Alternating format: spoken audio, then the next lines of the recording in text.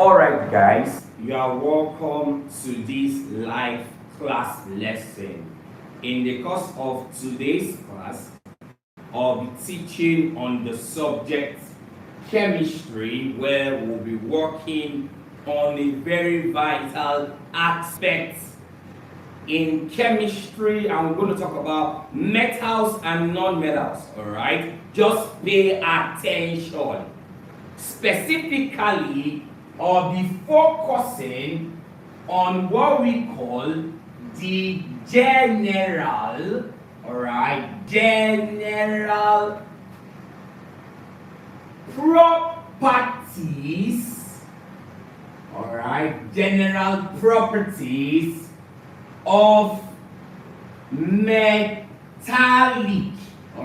of metallic compounds. So when they say, or when you hear the term metallic compounds, what should come to your mind? Very easy. For a compound to be metallic, it simply means that that compound has a metal. Metallic, you can see metal in it very easy. Alright? And I believe you are aware of who metals are. And I believe you can identify metals from the periodic table, which we have exhaustively talked on. So in the course of this class lesson, we're going to stress on a lot of things. So pay attention. Are you there? As I teach anything, we then go to past question and solve questions pertaining that aspect. Alright, this is very essential, so you guys should pay attention. General properties of metallic compounds. Now, I want you guys to listen and listen well. I just said that metallic compounds are compounds that are made up of metals. And we have different sets of these compounds. There are some metallic compounds that are made up of, there are some metallic compounds that contains a radical called the trioxocarbonate radical. I repeat, there are metallic compounds that is made up of a radical, which is called the trioxocarbonate radical. I know what I'm saying, pay attention. Now, we're going to start with these guys called, this group of compounds called the trioxocarbonate. Who are these guys? Everybody listen. I'm going to put something here. But before I do that, let me just give us the symbol of the trioxocarbonate. They are the CO3 2- compounds. Hope you know these guys. Guys, do you know these guys? Alright? Do you know these guys? Do you know these guys? Do you know this group of compounds called the trioxocarbonate? Compound has this thing in them. Some metals, most metals, they contain these guys. So hence, simply say that those metals that contains these guys, they are the trioxocarbonate. And we have to know about their properties, how they behave. Everybody pay attention. Now listen, I taught us redox reaction, how to calculate oxidation number of elements in compounds. Now basically, for me to tell the exact carbonates that this compound is to, I have to quickly calculate what they call oxidation number of the carbon. You can see carbonate, so we're interested in carbon, I taught us. In calculating oxidation number, now this is a radical, this is not just a compound. If it was a compound, I'm going to equate the compound to 0. But because this is a radical, quickly I'm going to equate this compound to the charge on the radical, and the charge on the radical is -2.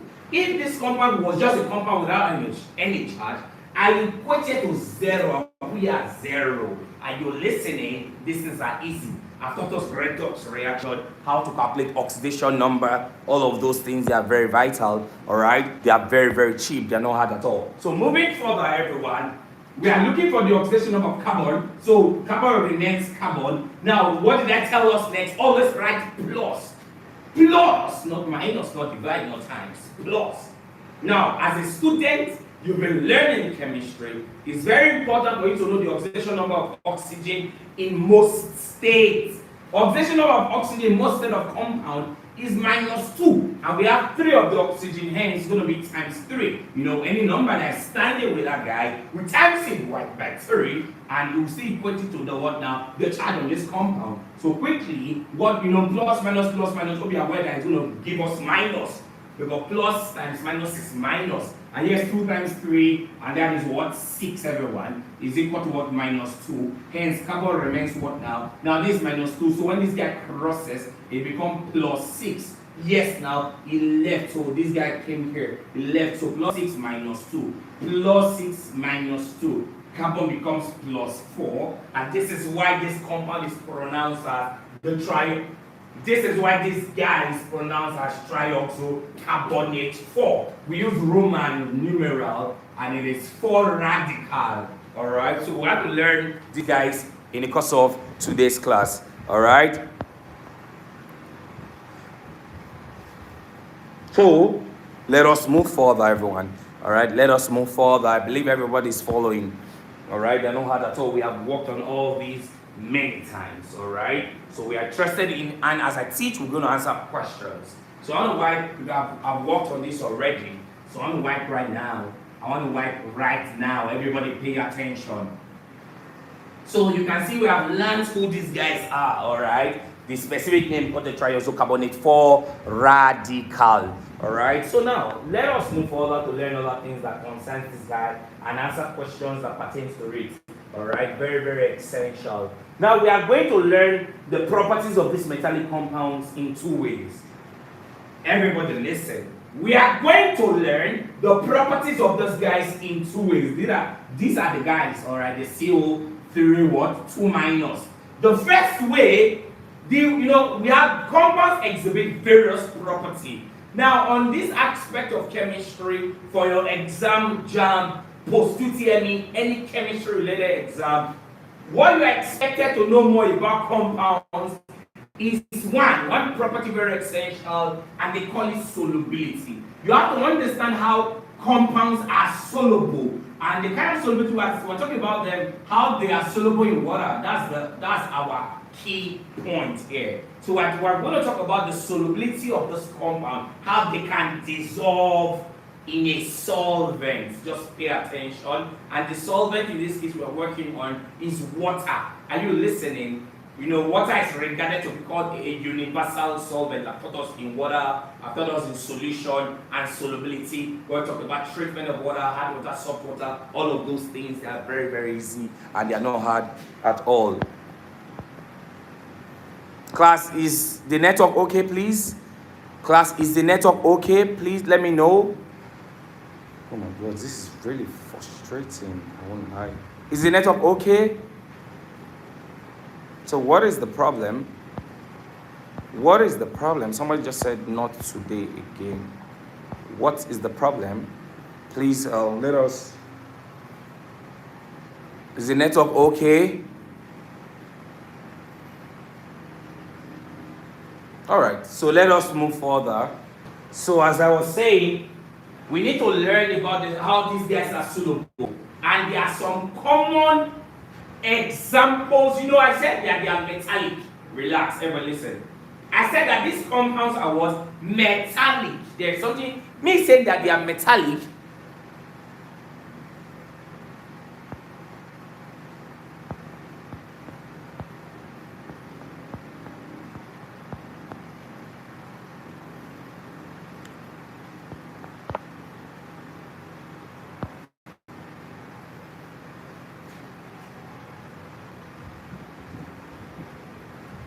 Alright.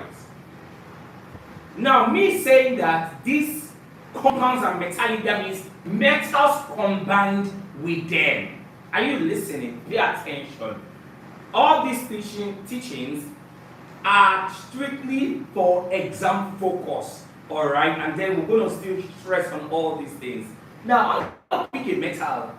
I want to pick a metal as a student. When I mention metals that are between the first 20 elements, you should know the group in the periodic table. This metal, they are not hard at all. Like now, right now, I want to basically use, remember our key term now, I want to use we want to talk about the properties of these compounds based on their solubility. Everybody pay attention. And the first compound I want to basically form is basically combining sodium. You know, sodium is a metal. So sodium metal and this radical, which is this, the CO3 2 minus radical. And are you aware that sodium metal, not are you aware, you should know, I've taught you before, that sodium basically is univalent, meaning that the valency is +1, meaning that it has a +1 charge. Are you aware that sodium is a group 1 element of the periodic table? All these things are not hard, they are very easy. Alright?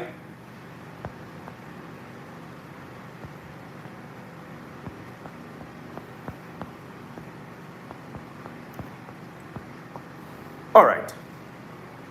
So guys, moving further, this is basically a compound we want to form. So now, remember we said metallic compound. So these guys, they are metallic in nature. How do you form compounds? You form compound by exchanging charges present in them. So this is all together, this is alone. So basically we combine. So when that happens, the +1 charge comes here, the 1 goes and the 2 comes. Are you listening? It's just the numbers we are moving, not like the plus or minus. Doing that, what we form as this compound, everybody pay attention, it is, you know, the 2 has come. So Na2, and this guy is now CO what? 3, and the 1 has come here. You know, when 1 comes, you know, when there's a number, and everybody listen, when a number comes to a radical, you basically use bracket to cover that radical. Because that number most times will affect everything in the radical. But due to the fact that this number is 1, one times anything is that same thing. Are you listening? Because there is an invisible 1 for carbon here. So 1 times 1 for carbon is still 1 carbon. There's 3 for oxygen here. 1 times 3 is still 3 oxygen. So best, these guys should be written as what? Na2CO3. You know, we have worked on this many times. Alright, and you know who this compound is. You know, this compound is called what now? Sodium. So since now, it's not, we know, normally we call it trioxocarbonate 4. But because we combine sodium with this radical, called the trioxocarbonate 4 radical, hence the name of this compound becomes sodium. Alright, don't tell me sodium 2. It's not sodium 2. It is sodium. Alright, trioxo. We have 3 oxygen. Trioxocarbonate 4. Carbonate, you know, when you want to name a compound that is ternary, meaning it has 3 elements, you basically name the first, alright? After naming the first guy, you name the last before you name the middle, alright? Sodium, any most compound with 3 elements like works. Sodium trioxo. If it was 4, it's going to be tetraoxo. Do you understand? But because 3 is trioxocarbonate 4. So this, I want to basically talk about this compound. I want to talk about this compound. This is a metallic compound. This is a metallic compound of the trioxocarbonate 4 radical. And there is something very vital I have to discuss about this compound based on what we are interested in right now. Right now. Remember, this guy, I'm going to rewrite it. But before I rewrite, there's something I want to very important. There's something I want to tell us very, very important. So you guys should just do this in the comment section that I know how to talk. So this one is for you right now. Everybody, this is for you. I want to write something on the board. So basically use another metal to combine with that trioxocarbonate 4 radical to form what we had to form. So everybody listen. So this another metal, this is potassium, and everybody knows that potassium is +1. Are you listening? Now this is, now in this case, now this is a radical. Are you listening? Called the ammonium radical. Pay attention. Now this is a radical, ammonium radical. Let us still combine it with this trioxocarbonate 4 radical. And I want you guys to tell me the product. Everybody pay attention. These things are very essential. So basically, combine these guys and tell me what we have to get and tell me what we have to get. They are very easy. I've done the first one as you are not supposed to fill this question, everybody. You are not supposed to fill the question. Let me see what you will do to basically get the correct compound, you know, from these guys. Alright?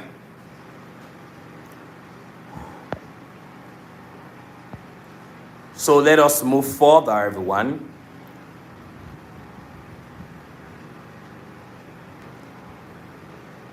All right, so I believe the network is okay.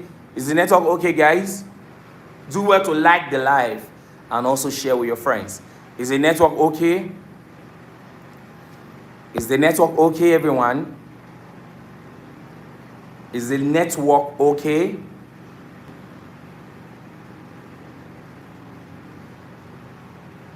So basically, so what becomes the answer to these I just said on the board? I'm not to do it again. It's simple. It's very easy. Look and get. You don't have to be a baby. This is chemistry. It's not hard. So basically, what happens is that the 2 comes here and the 1 goes here. That's how it works. The 2 comes here and the 1 goes here. That's how it works. So basically, we write K2. The 2 has K. The 2 is now here, and here is what CO3. So 1 coming is still the same as this guy. I know what I'm saying. This is essential. So let's do the same thing here. So NH4 is on its own, so the 2 is going. So basically, you're going to create a bracket so as to put the 2 outside. Yes, now, and the 1 is coming for the CO3, all right? So basically, everybody listen, the 1 is coming, right? If we put 1 and put a bracket, it's still the same as this guy. So there's no need to put 1. So let us give this compound's name. This compound, yes, are they trioxocarbonates? Yes, they are. Look at it now, they are trioxocarbonates. This one is called this potassium. So this is called potassium trioxocarbonate 4. And this is called ammonium. So this is called ammonium trioxocarbonate 4 as well. Alright, I know why I'm saying these things. They are very, very essential. I know why I'm saying these things. They are very, very essential. There's something I want to say about them, and then we'll go to past questions and tackle questions pertaining to this aspect of chemistry. So everybody, let me tell you guys something. Alright, I want to tell you guys something about these guys that are very essential. Now, I included the first, which is a sodium, right? Trioxocarbonate 4, right? Now let me tell you guys something. There are other examples of these compounds. These are not the guys, these are not only the guys that exist in chemistry, there are others. They include any metal. You can think of a metal and combine it with this carbonate, this trioxocarbonate, and then you're going to form a compound. There are others, but let me tell you something that is very essential about these 3 guys I just mentioned for your exam sake, please. They're very essential. Alright? Now, these 3 guys, they are metallic or trioxocarbonate of sodium. Look at my statement. Trioxocarbonate of sodium, trioxocarbonate of potassium, and trioxocarbonate of ammonium are, solubility, are generally soluble in water. What did I just say? Trioxocarbonate of this guy, and that guy, they are soluble in water. They are soluble. That means they can dissolve in water, guys. Questions are coming for your JAM exam from your JAM pack and other exam sources. You guys should pay attention. So what did I just say about these guys? Trioxocarbonate, I did not say trioxonitrate or something else.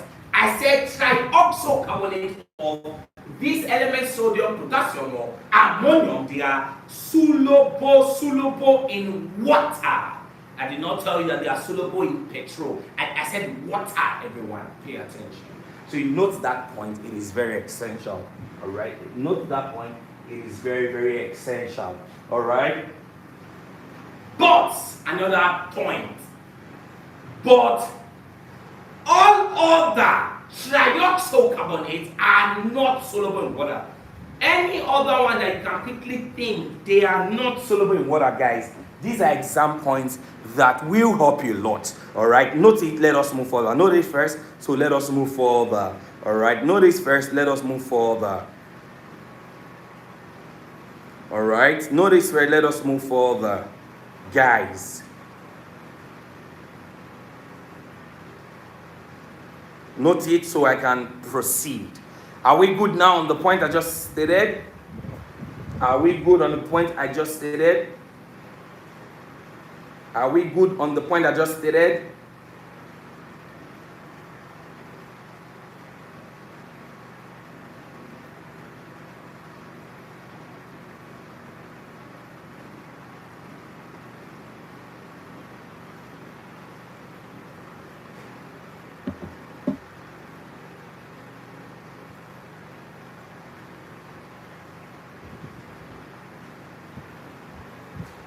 So I just said something. Now, let me say something again. These compounds, trioxocarbonate, trioxocarbonate of sodium as a metal, of potassium as a metal, and ammonium as a metal, they are generally soluble in water. While other trioxocarbonate you can think of, they are not soluble in water. Think of this, everyone. This is copper.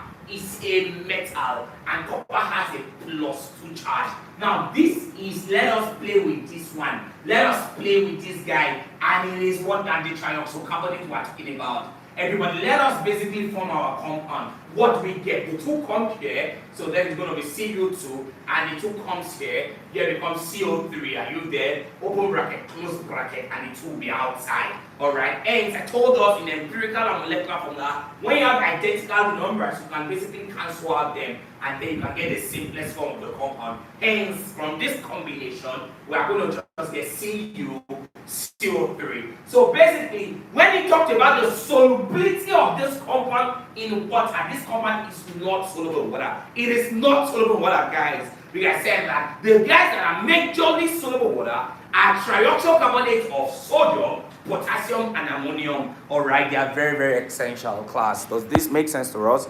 Alright, does this make sense to us? Does this make sense to us? Does this make sense to us?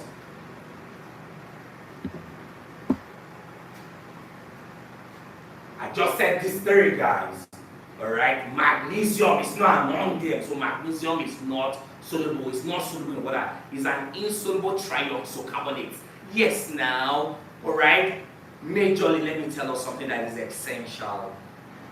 The set of metals that are soluble, that are soluble trioxocarbonate are metals of the group 1 element. Like lithium is a group 1 element, sodium is a group 1 element, potassium is a group 1 element, cesium, all those guys, they are group 1 elements in the periodic table.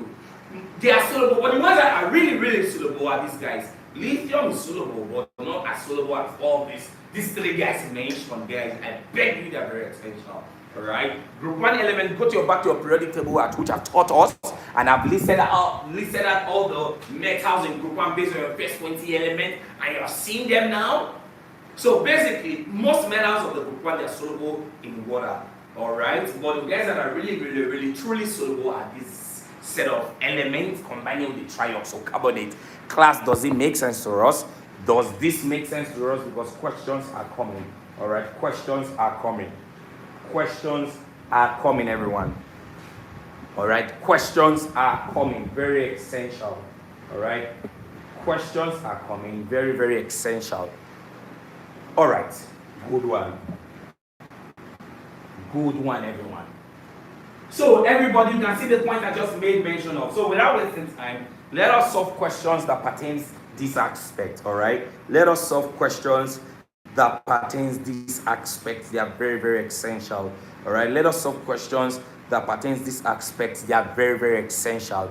Alright, so I want to wipe the board so I can bring up questions on my statement. It's a jam question, so you guys should pay attention. I want to wipe the board so I can bring the question out. Alright, remember we are on trioxocarbonate.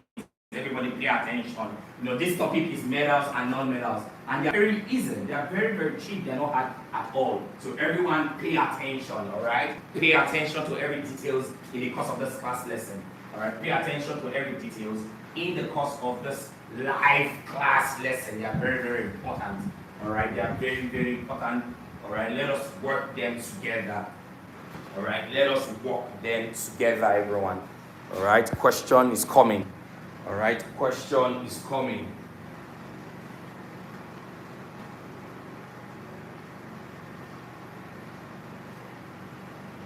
All right, guys. So question time. All right, question time.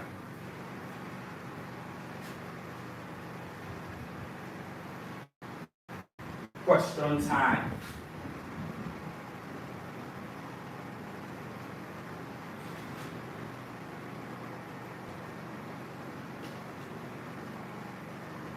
Says Question based on the step just made. Let us solve it together. It says, which is a question of metals and non-metals. So which of the following trioxocarbonates, alright, which of the following trioxocarbonates, hope you know who the trioxocarbonates are, alright, which of the following trioxocarbonate 4 rather, specifically this one, alright, which of the following trioxocarbonate 4, which you know the representation is soluble in water, alright, soluble in water everyone, alright, soluble in water, alright, option A now says calcium carbonate, alright, this calcium carbonate. Option B says lead carbonate, alright, they are all, is this lead, this calcium. Option C says ammonium carbonate, alright, NH4 close bracket 2 and CO3, and option D now says copper carbonate. So everyone tell me, which of the following trioxocarbonates is soluble in water? Very good. I told us based on my explanation, the answer from ammonium. Like I told us, the carbonates that are really truly soluble in water, they are carbonates that are made up of sodium, potassium, and ammonium, while others are really sparingly soluble, meaning not too soluble, or they are not soluble or they are not soluble at all. So we say they are insoluble. And those of the group 1 element, they are, alright, they are really the soluble guys, alright, but majorly those guys, sodium, potassium, very essential, alright. So let us move further to another question, alright. Let us move further to, okay, before we move further to other questions, let me give us another extra point on this trioxocarbonate, alright. So let us move further. We have talked about their solubility in water. Let us discuss about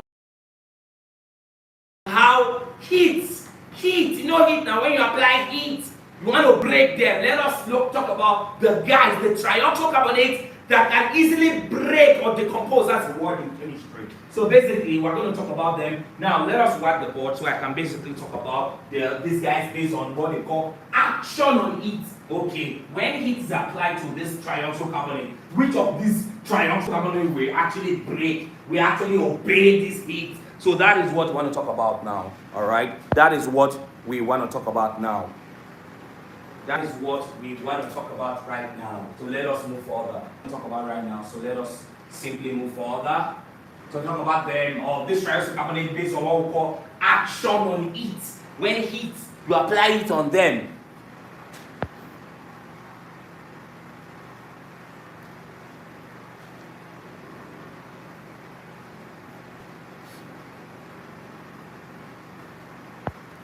All right, so let us move further. Let us move further. Is the network okay, guys? Is the network okay at your end so we can proceed? Is the network okay at your end so we'll move further? Is the network okay at your end so we'll move further? So now let us talk about them based on what we call action on heat. Alright, action on heat. Let's say something very essential about these guys. Alright? And let me tell us something about this action on heat on trioxocarbonate. The same trioxocarbonate, everyone. Alright? Action on heat. Now let me say something. The trioxocarbonate of sodium as a metal. When I say sodium as a metal, trioxocarbonate of sodium, definitely is going to be NaCO3. Hope you are aware about these things now. Class are not hard. Alright, Na2, right, as CO3. Yes, now we formed this thing already. Trioxocarbonate of sodium, trioxocarbonate of potassium, everyone. Alright, this is potassium, this sodium trioxocarbonate, this potassium trioxocarbonate, and lastly, trioxocarbonate of barium. This is barium. Now, if you check for barium, did I put 2 here for barium? I did not put 2 there for barium. Alright, there's something I want to tell us very essential right now. Alright, there's something I want to tell us very essential right now. There's something I want to tell us that is very essential. If you observe, did I put 2 for barium? I did not put 2 there. Because I formed it in my head already. As a student, you have to be very sharp. Now, as a student, note it, you don't need to from today. Simple, I taught us metals and none of that as the detailed classes. Now, barium itself, it has a +2 charge. So combining with this triosocarbonate, which is like this, what I'm going to come, 2 comes here and 2 goes here. So we're going to get Ba what now, 2, and also what now, CO3 what now, open bracket, close bracket, so 2 cancels each other. So then we're going to get BaCO3. This is barium triosocarbonate, everybody. It's not hard. Alright, this is barium triosocarbonate. It is not hard. Alright, so everyone, moving further, you can see how I want to tell you guys something about these 3 guys. On what we talk about them based on action on heat. When we talk about them based on action on heat, what basically happens to them? Alright, what basically happens to these guys? Alright, just pay attention. Alright, let me say something that is very, very essential. Now, let me say something. All trioxocarbonates you can think of in chemistry, they basically break or decompose on heating. I just said something very essential. All trioxocarbonates you know in chemistry that you can think of, they break or decompose on heating. With the exception of these 3 guys. These guys, they are very stubborn. They don't break, they don't decompose when you apply heat on them. Are you listening? So note this. All trioxocarbonates, they basically break on heating with the exception of sodium trioxocarbonate, potassium trioxocarbonate, and barium trioxocarbonate, everybody. Does this make sense to us? So let us move further. Does this make sense to us? Let us move further. Alright? Does this make sense to us so we can move further to other questions that pertain to this aspect? Alright? Alright, so let us talk about all this. Does this make sense, everyone? Does this make sense? Does this make sense? Alright, good. Very good. So let us proceed. So we can show you guys something very essential here. These things are very essential, though. Please note them at the back of your palm. So let us proceed. Hold on, guys, so we can move further.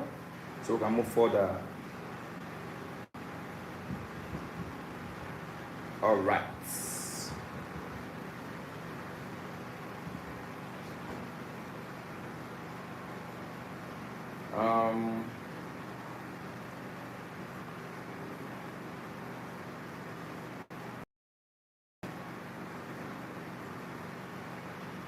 All right, let us proceed.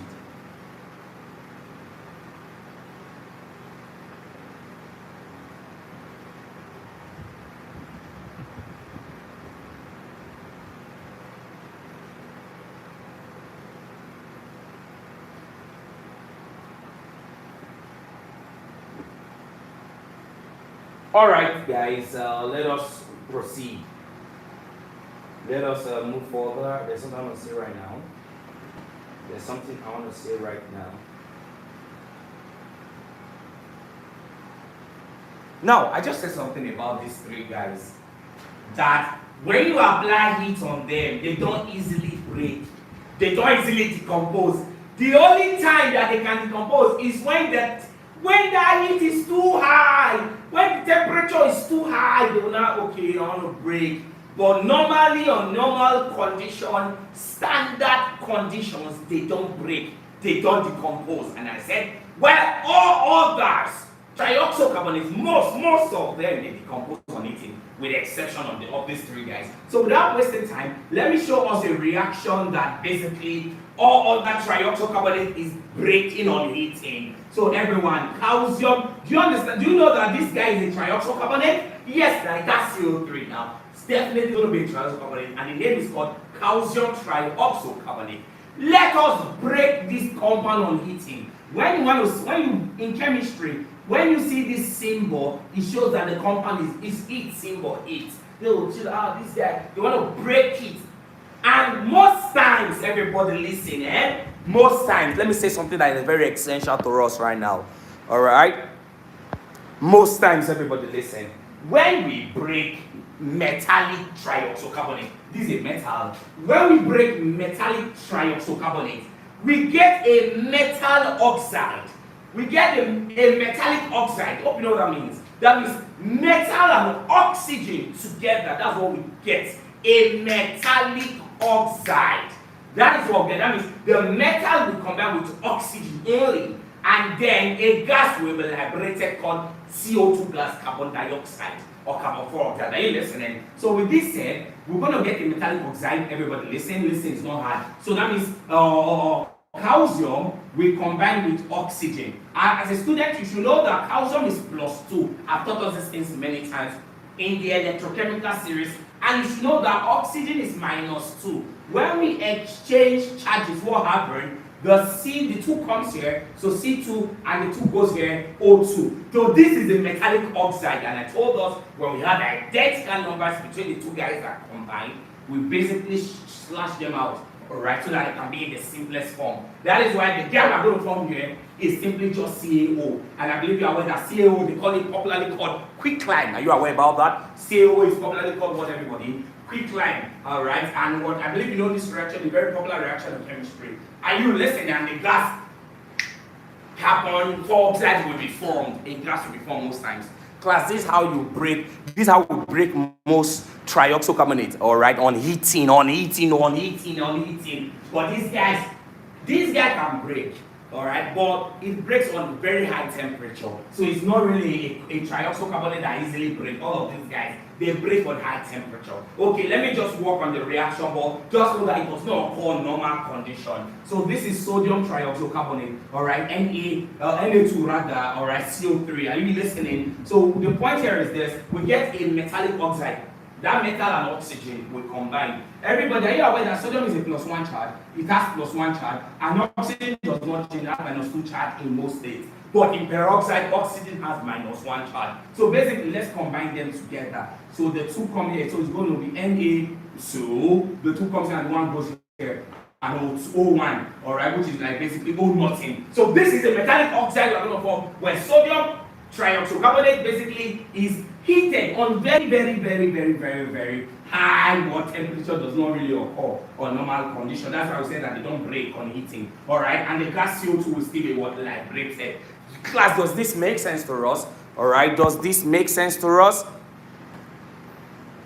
Does this make sense to us? Does this make sense to us? Does this make sense to us? Let me know. Alright? Very good. So that is how it works. The reaction is not balanced. Is it balanced? We have 3, okay, we have 1, 2. Alright, we have 3 oxygen in the right, 3 oxygen in the left. Alright, we have 1 carbon in the right, 1 carbon in the left, and 2 sodium in the right, and 2 sodium. I think the reaction. Class, is the down reaction balanced? Is the down reaction balanced? Alright?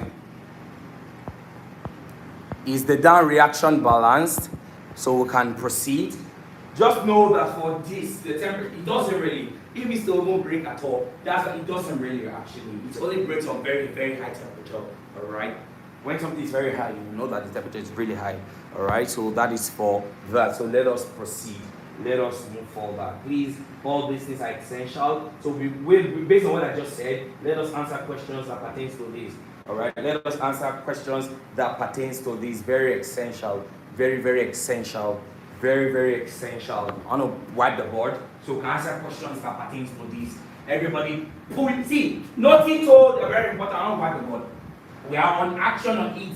Alright, so let us answer a question on action on heat. Alright, let us answer a question on action on heat. Everyone, all these things are not hard. Practice makes perfect. Alright, practice makes perfect. So let us basically move into that right now. Action on heat.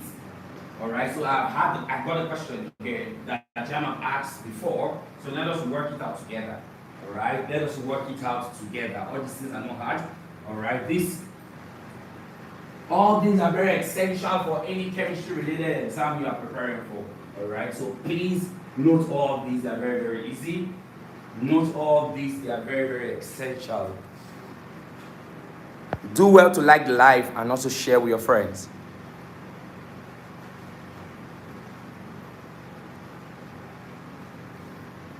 Alright, do well to like the live and also basically, Just light the light so we can basically have more lights in the light class.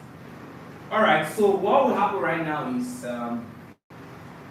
question 2 in this class. It says, when barium, take note, it's not all the time they'll give you chemical formula, you'll be able to see a compound and know what they want you to do. Barium trioxo, alright, carbonate 4 is heated. We are on action on heat. Is heated, comma, it, you can see it what? It. Okay, when it's heated, what happens to it? Do you understand? When it's heated, what happens to it? Alright? Option A. Melts. They said that when it's heated, it melts without decomposing. Is that what I told you? Let us work on them first. Alright? It melts without decomposing. They're telling us that, oh, when you heat this guy, it will melt, but without it. Does that make sense? How will you melt?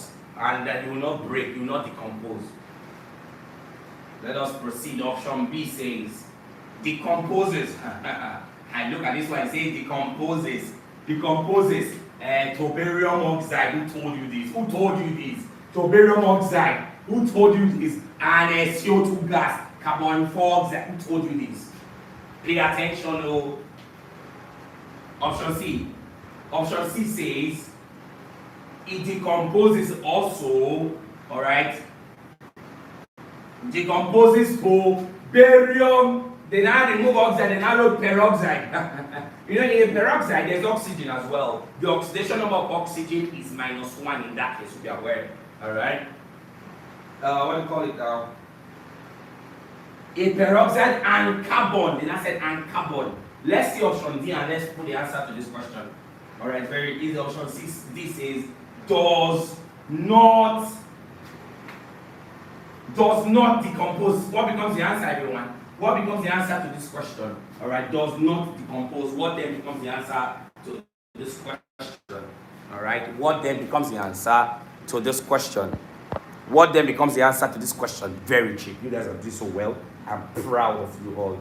You guys are doing so well. I'm really proud. They're all easy. They're not hard at all.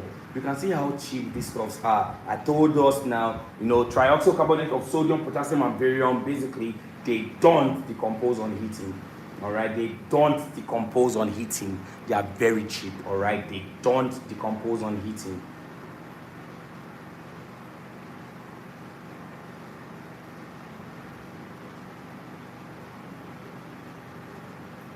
Alright, let us move further. Let us move further, everyone.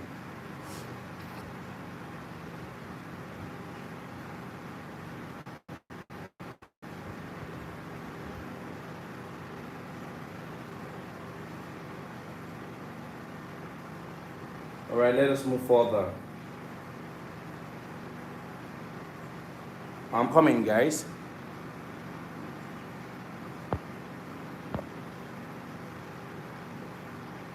I'm coming.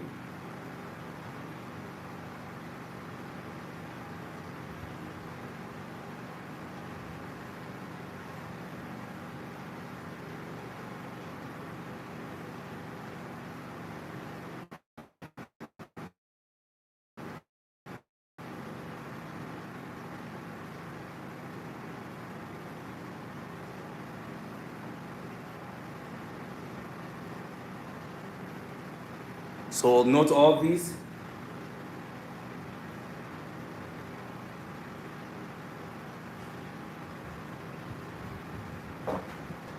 So in summary, guys, when barium carbonate 4 is heated, told us that these guys, they can break, but they only break when the temperature is too high, extreme temperature. But a normal standard level is very hard for them to decompose. Alright, so the best answer would be D.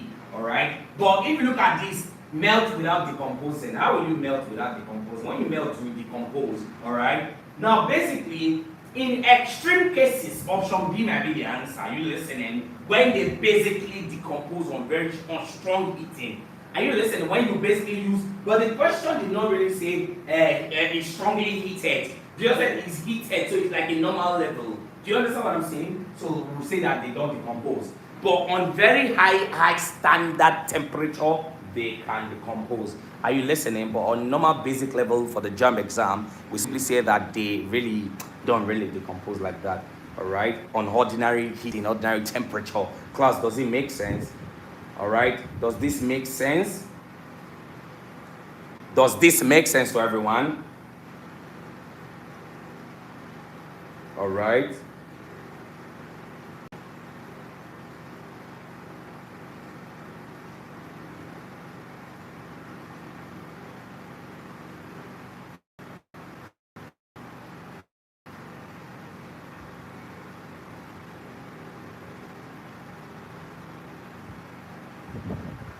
Alright, so let us move further. Let us move further.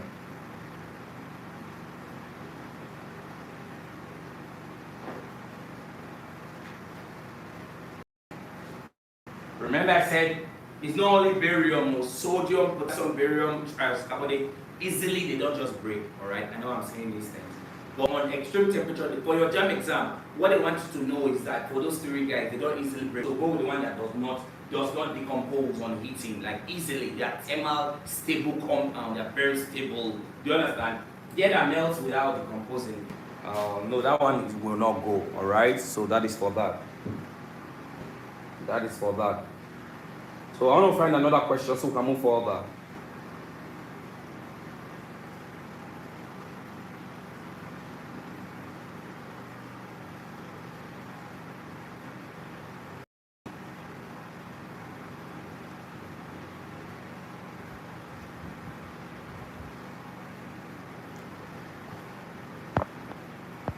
All right.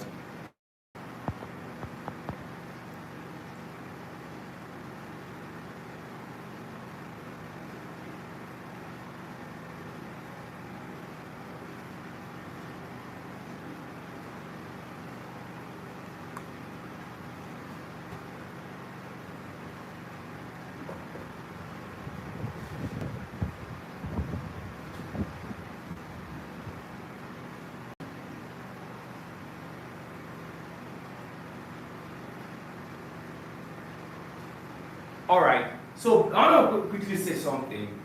Now, let me tell you guys something very essential. Some metals or substances in general, some substance can actually melt without decomposing. When something is decomposing, like without decomposing, it simply means that that compound, it will melt, but it is still going to be chemically intact. Are you listening? It will melt for sure, but the chemical nature, it is still going to be that same thing. Do you understand? Like ice can melt. Do you understand? But it's, ice is a solid water, right? It can melt, but it's still water. It's still water. Do you understand what I'm saying? So it can melt, but it's still going to be chemically intact. So compounds can actually melt, all right, without decomposing. All right. Compounds can actually melt without decomposing. That is very, very, very okay to say. All right, but it will not be the best answer here. All right. So another question that we have to work on. All right.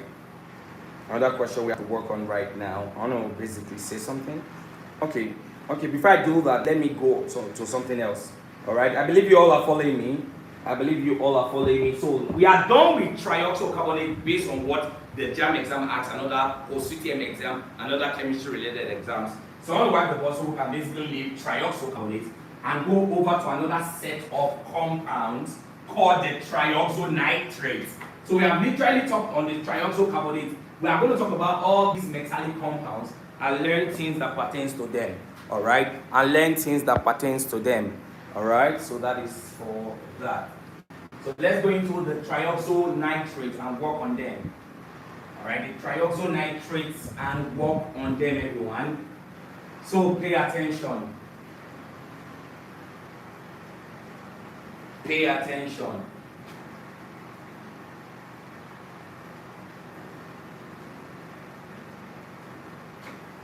The trioxonitrates. Specifically there is a number it has. The symbol for this is NO3 minus 1. So what we simply do right now is to basically calculate the oxidation number of nitrogen here. Very easy. Since this is a radical, hence we are going to first of all equate it to the charge on the radical. I taught us redox reaction, how to calculate oxidation number in radicals and compound. If it was a compound without a charge, it would have been equated to 0. We've worked on this. So nitrogen remains, and the next thing to write is plus. We have worked on this as well in the beginning of this class lesson. And oxygen is present here. And the oxidation number of oxygen in most states of compound is minus 2. I'm going to times it by 3.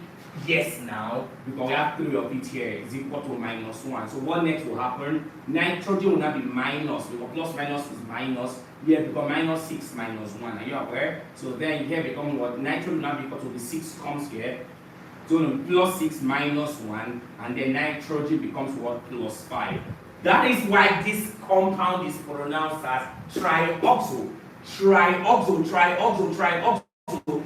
Nitrate 5. So Roman figure or Roman numeral 5.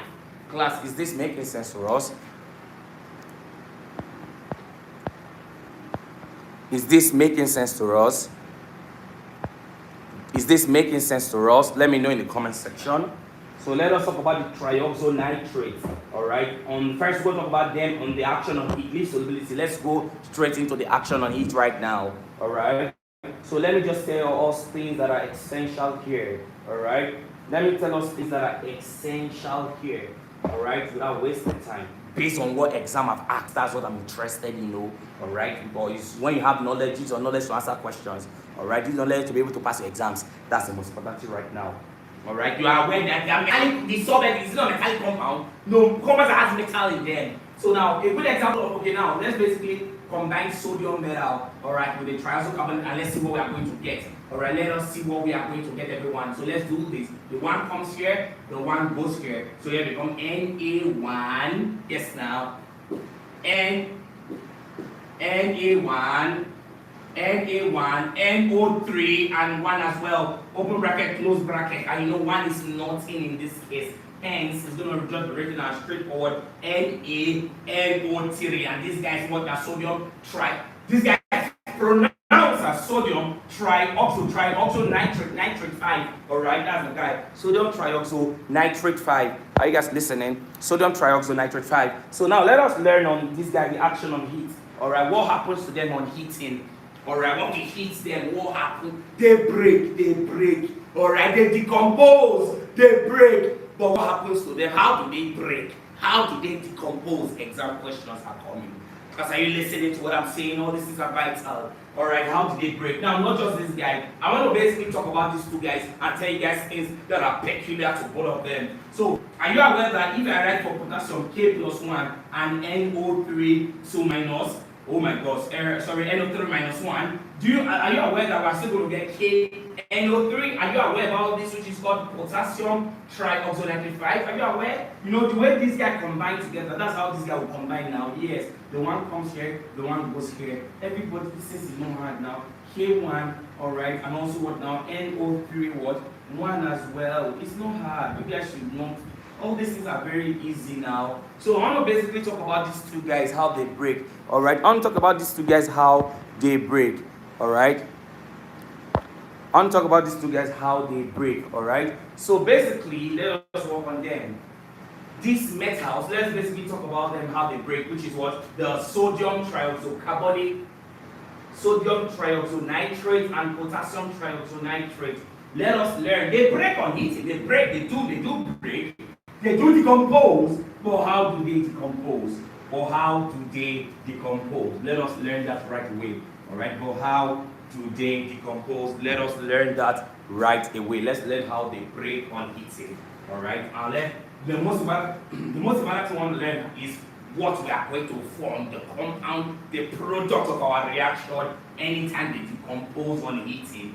Alright, action on heat. Anytime they decompose on heat, what are we going to get? That's our sole aim. Anytime that these guys decompose on heat, what are we going to get? That's our sole aim, everybody. Pay attention, very essential. So we have basically understood that, okay, this sodium trioxonitrate 5, alright, so this NaNO3. So let us break them on heating.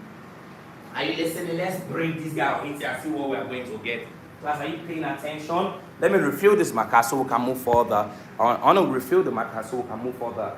So let's do that right now. Let's do that right now. Alright, let's do that right now so we can move further.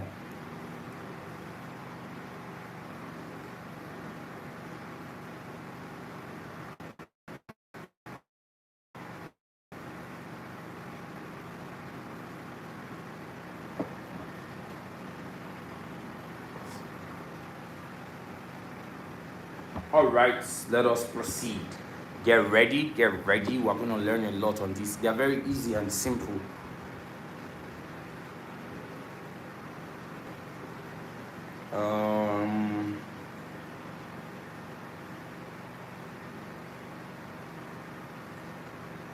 I'm coming, guys.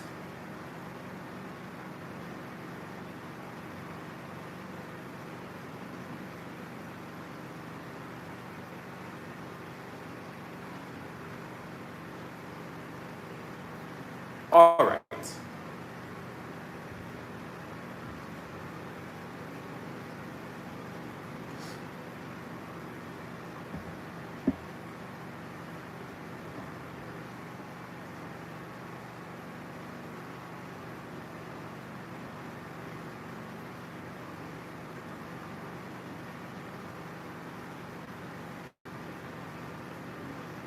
Okay, I'm coming.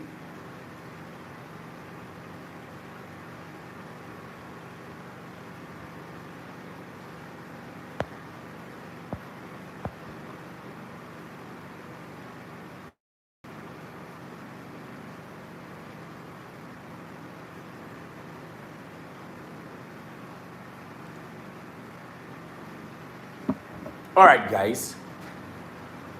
Now, how does these guys, there are two that follows each other, sodium and potassium, I've said something very essential. I formed them together. So let us break them or decompose them on heating. This is heat. Let me tell you what will happen. Whenever either of these guys, either sodium or potassium trioxonitrate decomposes on heating, we are going to form everybody. Look at the two guys. I'm going to write them here so that I can basically continue my reaction. We are going to form first a dioxonitrate.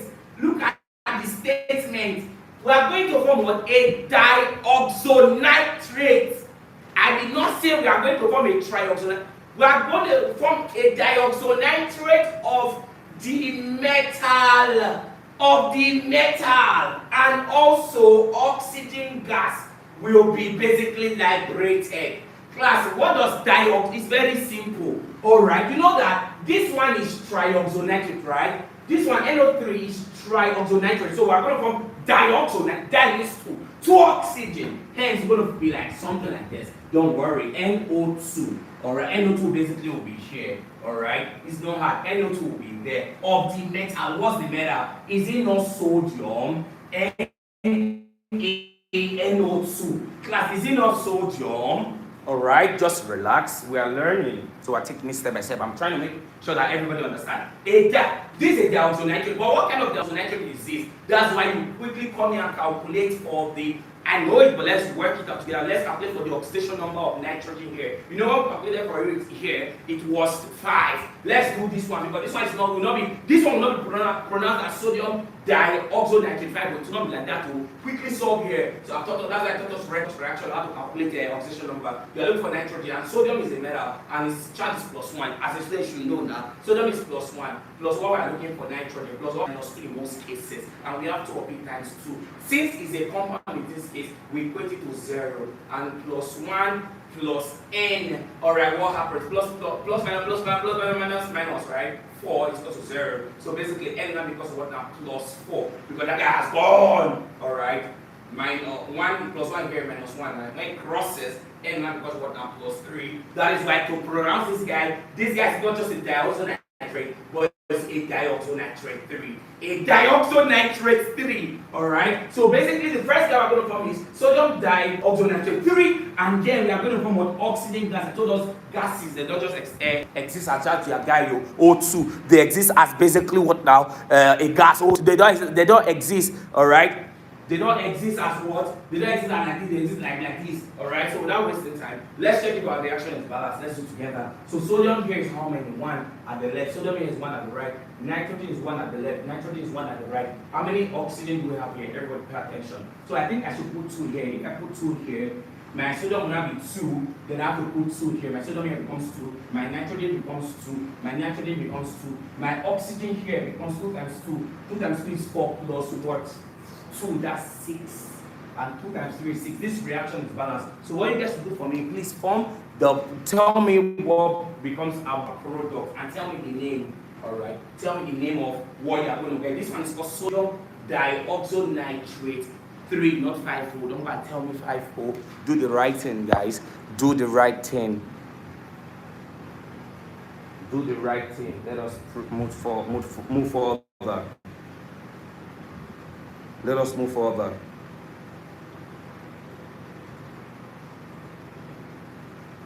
Let us move further.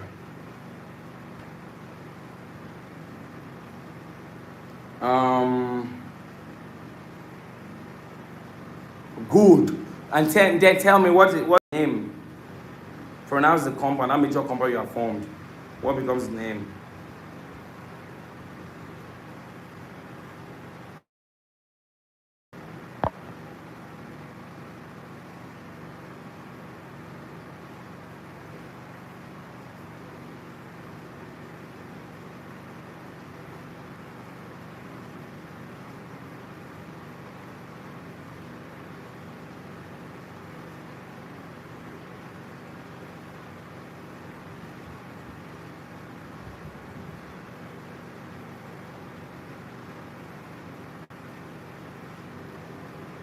Class, can you guys hear me? Let me know in the comment section.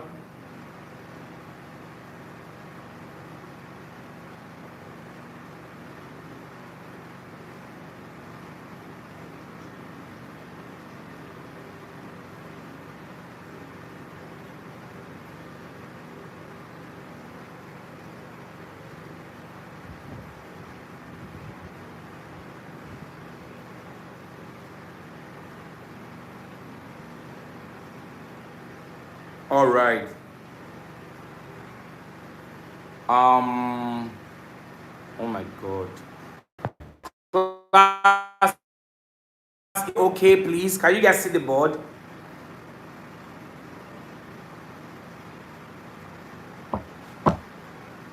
All right. You know what will happen? You know, NO2 basically they call it nitrites. Let's be specific. Let's say the right name. All right. Let's call it nitrites. Yes, nitrites. Are you listening? Nitrite. So it's basically a dioxonitrite of the metal, alright, and oxygen. So that one will now be called sodium dioxonitrite, alright, and also oxygen gas. So you correct yourself. You correct yourself. So that is for that, everyone. I believe it's clear. I believe it is clear, so we can proceed. Nitrites, NO3 nitrate, NO2 nitrite. Alright, so that is for that. That is for that, everybody. Class, can you all hear me? Let me know in the comments. Can you all hear me? Because let me know.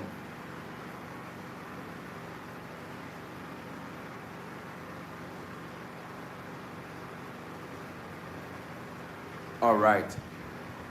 Good. Good, everyone. Good. I'm coming. I'm trying to get something. Where are you now? Trying to get something right now. Doing it. All right. Good.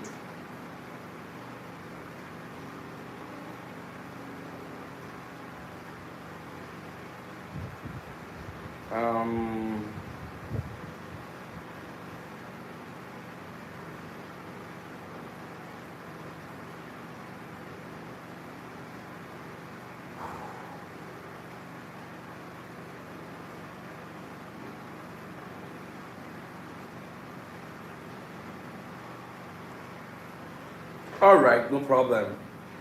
No problem. Let us proceed. Good, nitrite. Let's use what term nitrite. So let me go and bring the question that pertains to this aspect. I want to bring the question right now that pertains to what we just talked about. All right. So you all should get ready. You all should get ready. All right. You all should get ready for the question. All right.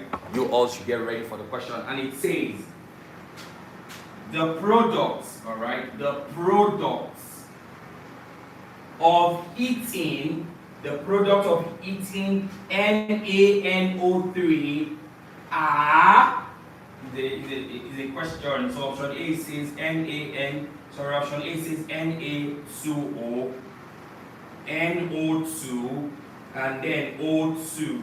Option B says Na, NO2 and O2. Option C says NaNO2 and oxygen gas. Alright, so what is the answer? And option D says Na2O and NO2. Class, what is the answer to this question? It's very cheap. What is the answer to this very cheap question? Alright, what is the answer? You can see how these questions are cheap. Alright, specifically, bear in mind that it could be called nitrite, alright, nitrite 3. Alright, so that is for that. So hence, C becomes correct answer to this question. It is not hard at all. So let us proceed to more vital information in the course of this class. It is not just the product of this, so do you understand? Also potassium, alright? Sodium, potassium, this is how they break. Sodium, potassium, this is how they break, alright? Sodium, potassium, nitrates, this is how they break, alright? This is how they break. Very good, guys. I'm proud of you all. Proud of you guys are doing so well. So let me wipe the board so I can proceed, so I can move further. We are still on the trioxonitrate. We are still on the trioxonitrate, everyone. So let us move further. All right, we are still on these guys. So let us move further. We are still on the trioxonitrate. I've talked about just sodium and potassium trioxonitrate, how they decompose on heating, how they break on heating. And you can see they break to form a dioxonitrite of the metal, and then oxygen gas is liberated. Oxygen gas is what, everybody? Liberated. Alright, so that is for that.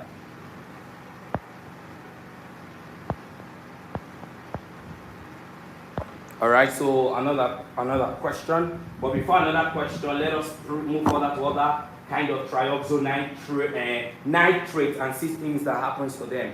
Alright, other kind of trioxonitrates and see things that happens to them. Everybody pay attention. Pay attention. Alright. Now, the next set of trioxonitrates I want to talk about is trioxonitrate of calcium, magnesium, zinc, lead, and copper. Alright, trioxonitrate of calcium, trioxonitrate of magnesium, trioxonitrate of what now? What do you call that? Zinc, lead, and copper. Are you listening? So basically, when they combine with that guy, you know these guys have +2 charge. Alright, this guy has a +2 charge, +2 charge, +2 charge, all of them here. So basically, they will combine with the NO what now? NO3 what now? -1, and then what happens? This guy comes here and this guy goes here. So what are we forming? Ca what now? Ca1 and then NO3 open bracket, close bracket. So hope you are well, and the two comes now, everybody.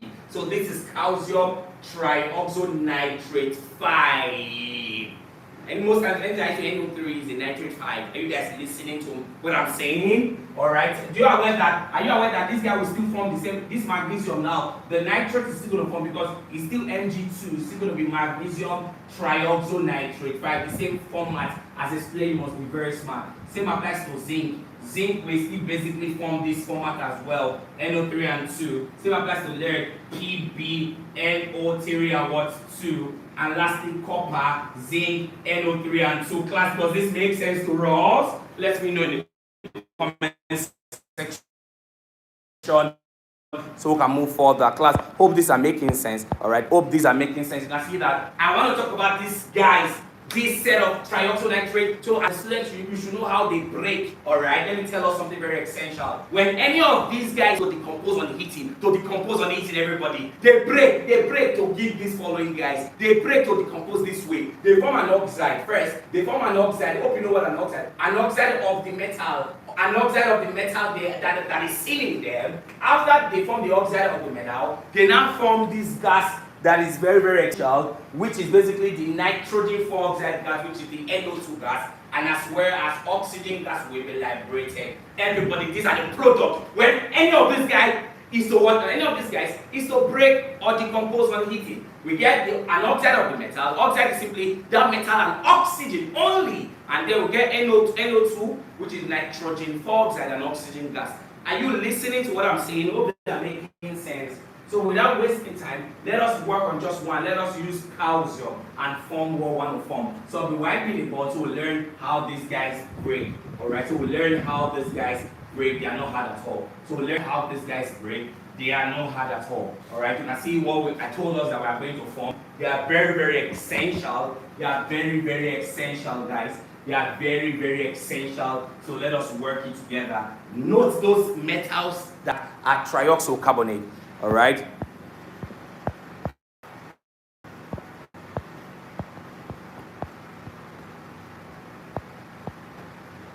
All right. Note those metals that are trioxocarbonate I've mentioned. They are very essential. Trioxonitrate. I mean, that are that are forming these guys. They form oxide. All right. So as a student, you should very watchful in your exam.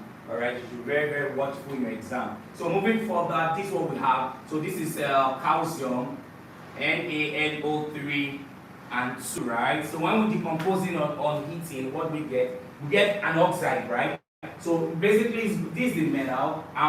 This metal will now combine with just oxygen. And metal is plus 2 and oxygen minus 2. When they combine together, this is how it forms. So the C2 and O2, the two comes here and they're identical and removed. So we're going to get CaO, which is basically calcium oxide. Are you listening to what I'm saying, everybody? Calcium oxide, which is popularly called quicklime. And then we're going to form this guy, which is what now? NO2 gas. And then oxygen gas will be liberated. Then our reaction should be balanced. Let's balance it together. How many calcium do we have in our left? We have just one. This 2 here is not affecting it. This 2 is only affecting what is inside the bracket. So 2, we have 2 nitrogen in our left. So here now, best thing to do, what should I do, everyone, to balance this reaction? Just think of what to do. Alright, just think as a student of what to do. I think I have 6 oxygen here. Alright, and already I have how many? 1, 2. I have like 2, so that's 4. Think, as I'm balancing, try to balance in your end as well. At your end. Here is 4 oxygen at my right, and another, I'm making it 5 oxygen at my right, and here I have 6. What should I do to balance this reaction as a student? That's what you should think of. What should I do to balance this reaction? It's not hard. Alright, somebody says you put 2 at the back of oxygen. Should I put 2 at the back of oxygen? Are you sure about that? Are you really sure? Please let's think about this well. Alright, so let us think about all these well, please. Alright, let us think about all these well. What if I do something like this? I have 2 in front of calcium. Oh my God, I have 2 here and I have 4 here. Let's check something. Alright, me adding 2 in front of calcium. I have 2 calcium at my left. I have 2 calcium at my right. You know, this 2 is affecting everything up till this last part. So everybody pay attention. Let's check our nitrogen. I have how many nitrogen? Remember, leave these 2 first. We have 2 nitrogen already. So that 2 times the 2 nitrogen, everything becomes 4 nitrogen, everybody. So nitrogen is already 4 here. Balance. Are you listening? So oxygen now, leave this one alone. I have how many? 2 times 3, that's 6. 6 oxygen at my left. 2 times that's 6. 2 times that's 6. Making it to be 12 oxygen at my left. Let's do it here. So you have 2 already. I have 2 times 2, 2 times 2, 2 times 2 is what now? 2 times 2 is, 4 times 2 is what? 8, 4 times 2 is what? 8, 8 plus that 2, 10, 10 plus this 2, 12, everything is okay. This reaction is balanced. Class, is it making sense to us? Is this reaction balanced? Alright, is this reaction balanced? Alright, is this reaction balanced? Is this reaction balanced? You can see how it works. So I want you guys to form the product for me using zinc trioxonitrate, ZnNO3, close bracket 2, and tell me the product, alright, question mark. plus question mark, it's still the same thing. You know, when they're identical, it's still the same balancing. All these things are not hard. All right, just quickly do this. All right, quickly do this, so we'll move further. Quickly do this, so we'll move further. All right, quickly do this, so we'll move further. All right, quickly do this, so we'll move further. Let's answer this question together. Let's answer this next question together, everyone. Do this. I'm waiting for your answers, class. It's exactly the same thing now. What are you going to form? So let us answer this next question. I'll be wiping the board right away now. I'll be wiping the board right away, guys, so we can solve this one here. I want to wipe the board, guys. I want to wipe the board. Alright, it's exactly the same balance you have to write. It's not hard at all. Alright, so work it out. So without wasting time, let's solve this question related to this statement just made here. Let's solve this question together related to the statement made here. So you guys should pay attention. Alright, for any question I bring are based on, no, some people are not getting it right. The people that have solved, okay, good. See, Noel Dwag got it right. Yari got it right. Yeah, for these two persons. All right. So I am the king of sound. Work on your own. Yours is not balanced because you don't put 4 in the front of NO2. So look at it very well. So check it very well to see if your reaction is balanced. So everybody, here's the question. You have to be very smart, everyone. You have to be very smart. It says the residue, meaning what are the guys, the things formed, all right? The residue, all right? Pay attention. Oh.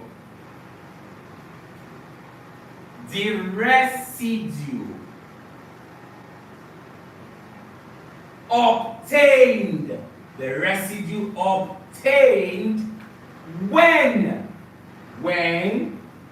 copper nitrate, look at your notes quickly. Is copper nitrate part of those set of metals, metallic nitrate I basically talk about?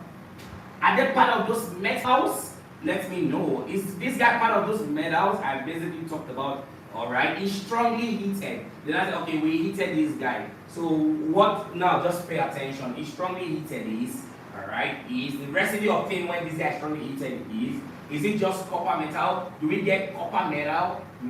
Do we get this? Let me know in the comments if we get this based on what I did not tell you this. Do we get copper?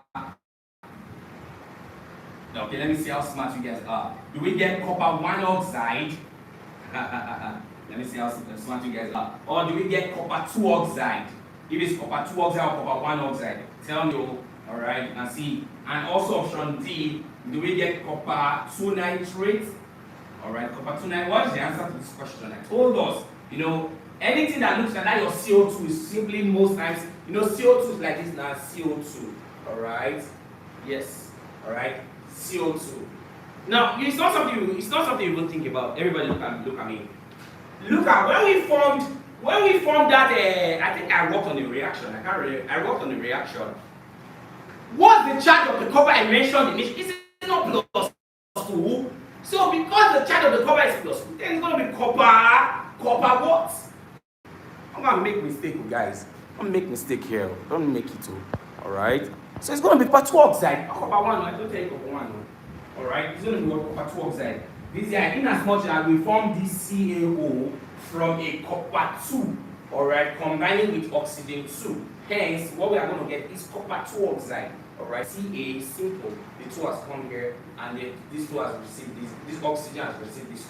But because they are identical, we remove them to become a CaO. So this is a copper 2 oxide. Is it copper 1 we formed it with? No, now. It's a copper 2 oxide. Alright, so that is for that, everyone. Alright, that is for that, so we can move further. I hope it's making sense to everybody. Hope all these are making sense to us. Alright? Hope all these are making sense to us so we can move further. Hope all these are making sense to us so we can proceed. Alright, so let us move further to more other things to learn on this aspect. Or more other things to learn on this aspect. Guys, they are very, very essential.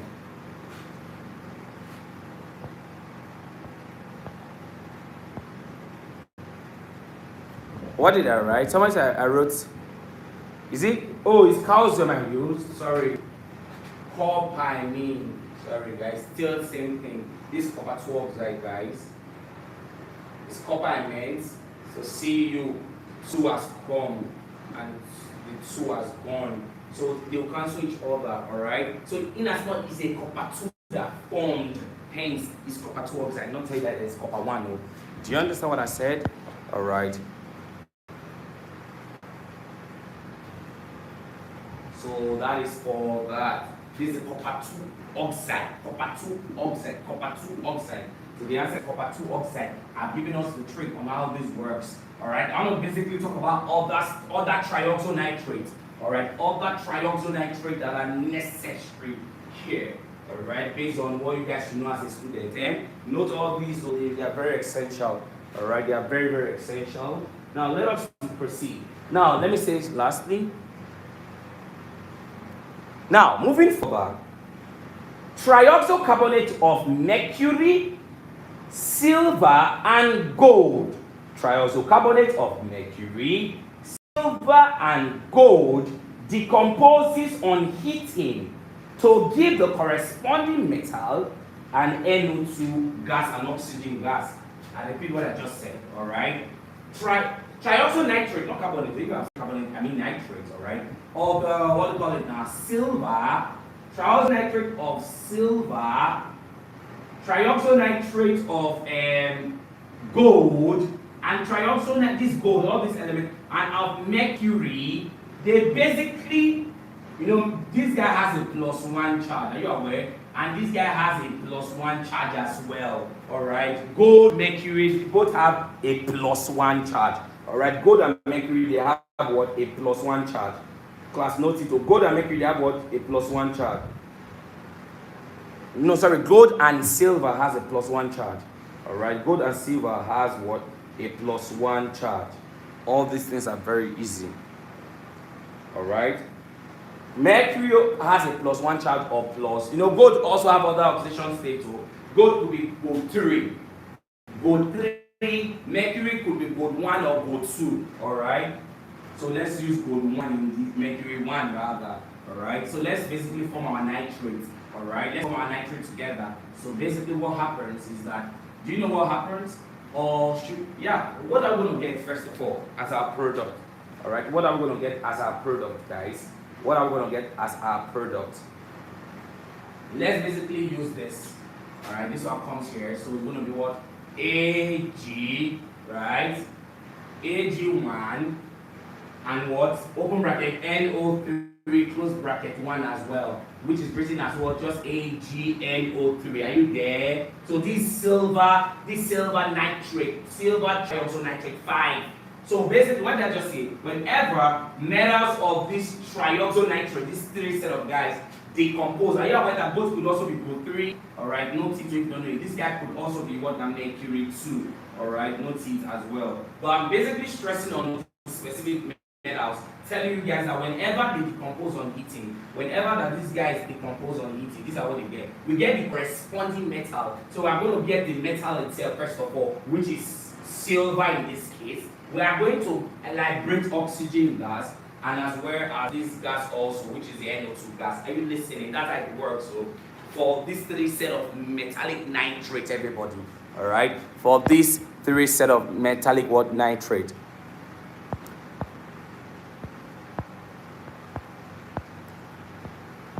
For these 3 set of metallic what? Nitrate, everybody, is very essential, all right? So moving further, all right? You can see how it works. Is this reaction balance? Let's check it out. Here's how many. I have 4 oxygen, right? So here now, automatically, I think I have to put what?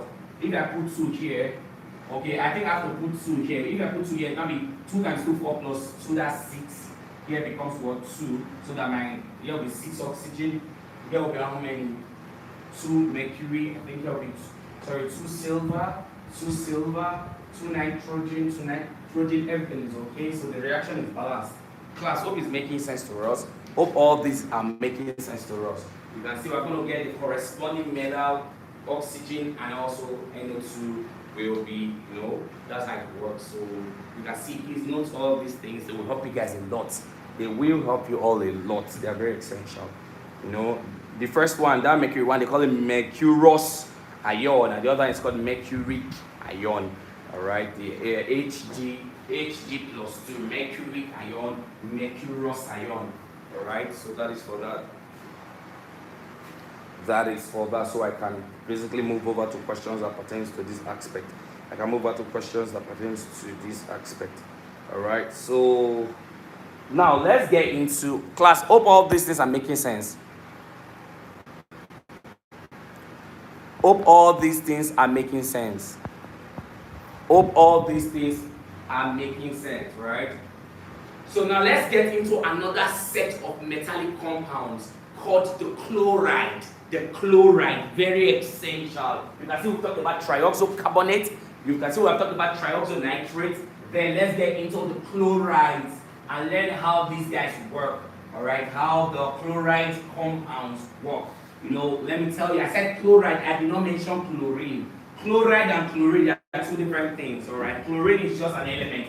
Chloride is the charged form of chlorine, all right? Chloride is the charged form of chlorine. You understand, right? So just pay attention. Chloride is the charged form of chlorine. That's chloride. And I'll just tell us key points that are essential here. Key points that are essential. So moving over to chlorides, everyone. Who are these chloride? What is the symbol of a chloride? Chloride specifically, for the sake of this topic. Now, basically, that's how it works. Chloride, they have what is chlorine with a minus charge, -1 charge. Are you there? So this is a chloride. This one itself is just chlorine gas. All right, this chlorine gas, but this chloride ion. All right, let me tell us. Note this. All chloride. I'm talking about chloride based on their solubility. Are you there? Are you there now? I'm talking about chloride based on their solubility, how they dissolve. All right, now take note. All chloride are basically soluble in water. All right, all chloride are basically soluble in water. All right, with the exception of copper chloride, with the exception of copper chloride, with the exception of which there again, gold chloride and mercury chloride. All right, copper, gold, and mercury. Copper, gold, and mercury, guys. Copper, gold, and mercury. Are you there?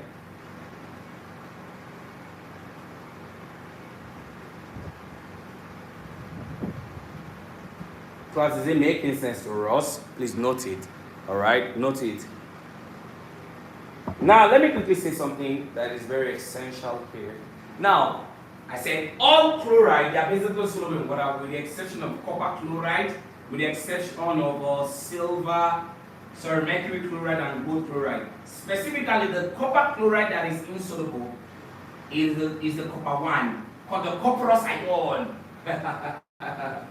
See you plus gold. Now I know you're wondering, copper is existing as +1. I've never seen this. All right, but let me tell you, copper exists as +1 or +2. But in most states, copper exists as +2, called the copperic ion. The copperic ion. But this one is called copperous ion. All right. Whenever there's an ion in a metal, we just basically call it copperic and copperous. All right. So the +1 is copperous, and the other is copperic ion. Do you understand? So what I'm trying to say right now is basically that this guy decompose. Now this one is the mercuric ion, and this one is a gold ion. So these are the guys specifically these are the chlorides that are insoluble in water. But all that chloride, most of that chloride are soluble in water. Are you listening? So without wasting time, let us work on this. Right now, let us combine them. So this is copper +1 and then chloride, right? So what will happen? You understand now? Go, and this guy goes, right? So we're going to get Cu1 and then Cl1. Are you there? Cu1 and Cl1. So this one is called what now? Copper chloride. This one is insoluble in water. All chloride is soluble with the exception of these guys. Are you there? So let's form the other one. Hg. All right. Hg +2, which is mercury. All right. Ion. And this guy now, let's move. So what happens here? Hg. What happens? And one comes here. All right. 2 goes here. So Cl2, this mercury chloride. All right. Mercury what chloride? Mercury chloride class. Hope everything is okay. What about this? Au plus 1 and this one. So this one is what Au1 and Cl1. I hope you guys are aware, which is AuCl, which is gold chloride. So these guys are insoluble in water when it comes to solubility for your exam sake. They are very, very essential for your exam sake, guys. Oh no, no, let's basically work with silver. Gold can also be gold, alright, so no problem. Let us move further.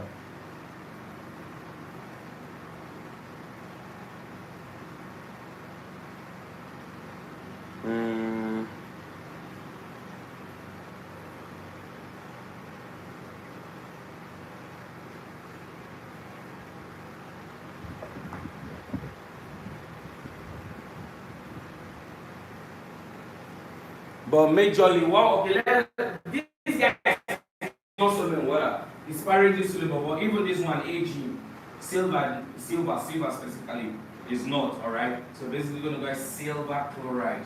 Are you aware? Because this one and that one is my trying to combine. I hope you're aware. Because silver chloride is insoluble in water as well, alright? While gold is sparingly, it's not really soluble, alright? So that is for that class, so that is for that. So let us answer questions that pertains to all this. Let us answer questions that pertains to all this.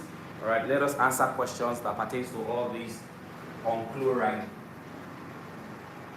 Let us answer questions that pertains to this on chloride now.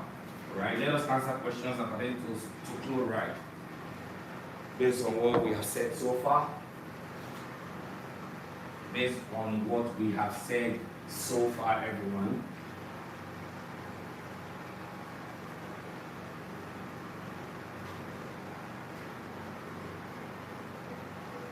Which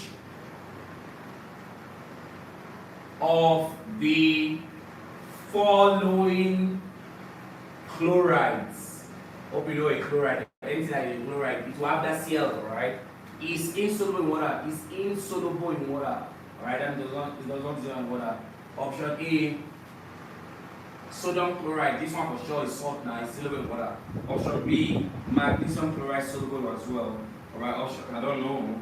AgCl, and also option D, zinc chloride. What becomes the answer, guys? Alright, what becomes the answer?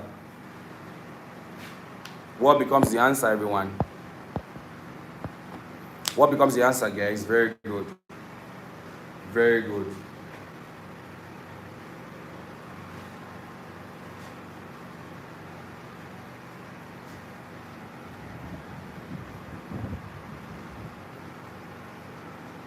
Now, let me quickly say something. For lead chloride, because I said most, like those three guys mentioned, or four guys, they are insoluble in water.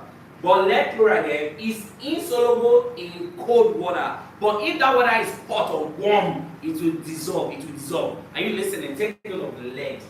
Lead is insoluble in water, cold water. But if the water is warm, hot a little, it will melt. Are you listening for lead chloride? Note it, oh. Note it, guys. Note it. Very essential. All right. Note it. Very, very essential. All right. Note it. Very essential. Very, very essential. So let's go into the next called sulfide. All right. Sulfide. The sulfide, not chloride now, but sulfide.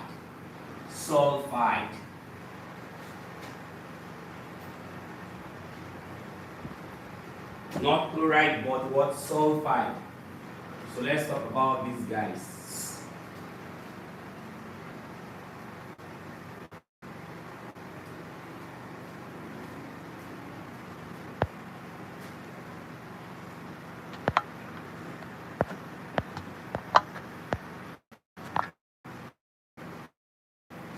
Sulfide.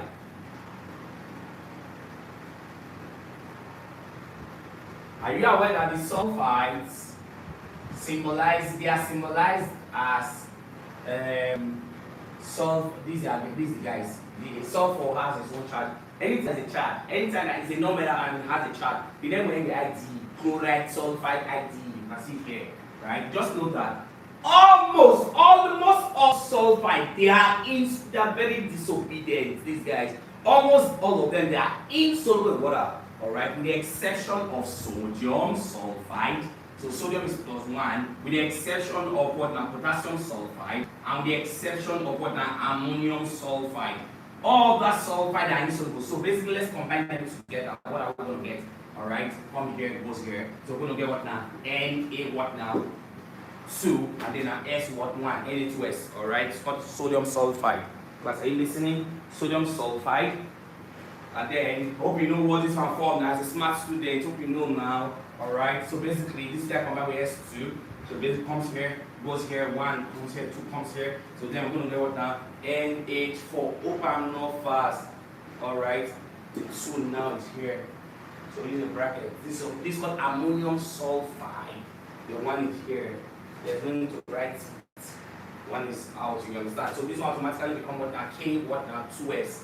Potassium sulfide. So almost all sulfide are insoluble with the exception of these 3 guys: sodium, potassium, and ammonium sulfide. All right, sodium, potassium, and what? Ammonium sulfide. Sodium, potassium, and what? Ammonium sulfide. Sodium, potassium, and ammonium sulfide. Sodium, potassium, and ammonium sulfide. All right. So with this said, this is the question. It says which of the following sulfides, which of the following sulfides is readily soluble in water? Readily soluble in water. Which of the following sulfide is readily soluble in water? Then option A is copper sulfide. Option B. The reason for this, hope you are aware. See, as a smart student, this thing, you guys, there's no 2 here, or you know, copper itself is +2 most cases. Because you have to be smart to this iron sulfide. Iron is +3 in most cases, but iron is as +3 as well. Alright. Option C is ammonium sulfide, NH4, bracket, close bracket, 2 and S. And option D is what? Zinc sulfide. Everyone, what becomes the answer? Which of the following sulfide will is readily soluble? Remember I said almost all of them. I said almost all of them are insoluble with the exception of these guys. So which ones? Almost all of them are insoluble with the exception of these guys. So that means these guys are the ones that are soluble. Whereby almost all of them are insoluble. Alright? So please, Precious and King of Sound and Emmanuel, why did you guys choose what you chose? It's not correct. Work with the correct one here, which is option C. They are not hard at all. Do you understand what I'm saying? Which of the following sulfide is readily soluble, meaning that I said almost all of that insoluble. I did not say almost all of them are soluble. I said almost all of them are insoluble, with the exception of these guys. Class, hope is making sense to us. Hope is making sense to us. So the answer is C. The answer is what? C.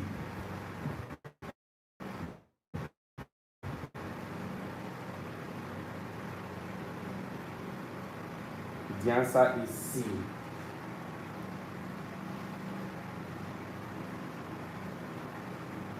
Alright, so let us talk about oxides. Alright, oxides. I don't know, there are things that I talked about oxide when I talked about oxygen, right? So let us quickly just press on oxide and say something very essential there on oxides. Let us press on oxide and say something very essential there on oxides.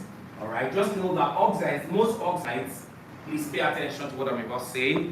On oxides, most oxides, alright, they dissolve in water to form hydroxide, while others are insoluble. Alright, so most oxides, they dissolve in water to form hydroxide, while others are insoluble. Alright, most oxides, they dissolve in, how am I going to say now? They dissolve in water to form what? Hydroxide. Alright, while others are insoluble. Let me quickly say something. Let me quickly say something that's very essential here on oxides. Alright? I said that most oxides, let me say something, let me write it properly so we get to understand what is happening. Majorly, these are the, let everybody listen, like on oxides, what are their symbols? Is O2 minus. Specifically oxides of sodium, oxides of potassium, and also what do you call it now? Oxides of calcium. Listen, oxide of potassium. What do you call it now? Sodium, potassium, and calcium. They are the oxide that dissolve in water to form hydroxide. All right. They are the guys that dissolve in water to form hydroxide. Specifically, most of them, sodium, potassium. So when they dissolve in the sodium oxide. So basically, on sodium plus 1 and what? Oxygen 2, right? So coming here, going here. So that what I'm having, Na what now? Na2O, right? So when they dissolve in water, as I said, they basically form what? Hydroxide. Are you listening? So what I'm going to form? NaOH. So you balance your reaction. All right? You balance your reaction. Is the reaction balanced? Check if it is balanced. It's not yet balanced. All right? It is not yet balanced. Let's balance it together. All right? Let us balance it together. Let us balance it together, everyone. Let us balance it together.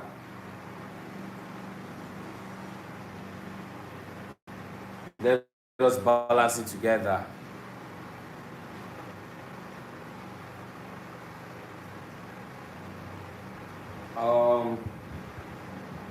So balancing the reaction, what we do? We're going to put 2 here because sodium is 2 here, and oxygen becomes 2, we have 2, and nitrogen becomes 2 as well. Reaction is balanced. So any of these guys forming the oxide, reacting with water, they form hydroxide. But for the other guys, they are really insoluble in water. They are really insoluble in water. Alright? They are really insoluble, like any other oxide you can think of. They are really insoluble in water. Alright? They are really insoluble in water. Alright? They are really insoluble in water. But water could be cold or hot though. We've talked about this on oxygen. We're going to study oxygen. When I taught you guys oxygen, alright, you see how all this works. You're going to see how all this works. Oxygen, learning different kinds of oxides. You know, oxides, we have different kinds. We have acidic oxide. Okay, class, tell me, oxides of metals, all these are metals, are they basic or acidic oxides? Tell me in the comment section. Very simple. I taught us that oxides of metals, they are basic oxides, they behave like base. While oxides of non-metals, they behave like acid. We have some oxides that act as acid or base. They are called what? Amphoteric oxides. Do you understand what I'm saying? We have oxides that are neutral, they don't behave like acid nor base, they're just there.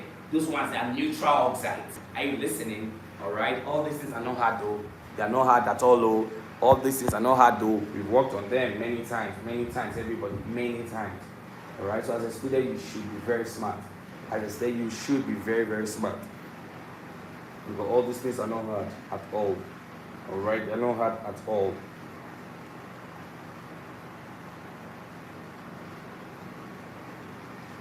So without wasting time, based on what I have taught you guys so far, let's answer this one together. It is not on this, it's just a random question from what I taught us initially. I know right now you want to quickly, let me write the question first. Which of the following trioxocarbonate 4, which of the following trioxocarbonate 4 decomposes on heating? Let me see how smart we are. Decomposes on heating. Alright, let me write the guys first. Option A says K2CO3. Option B says Na2CO3. Option C says CaCO3. And option D says BaCO3. I know right now you are flipping out your notes to check the answer. Alright, do it now, but exam day you will not see your notes, so you have to memorize it. I know right now you are flipping. You are quickly flipping to see what I told you guys about the trioxocarbonate, on which ones can break on eating and which one does not break on eating. So guys, what is the answer to this question? Which of the following trioxocarbonate 4 decomposes on heating? So which of the following can decompose based on what I've taught us so far? Which of the following can decompose based on what I've taught us so far? Why are the answers different? Please, everybody be on the same page. Check your note well. What did I tell you guys about trioxocarbonate? Which of the guys, alright? Which of the guys decomposes on heating and which one does not? Check your note well, guys. Right, I've taught all these things. Check your note very well. Alright, what becomes the answer? Alright, what becomes the answer to the question, everyone? So the answer will be calcium carbonate. They told us that these guys, and these guys, they don't decompose on heating.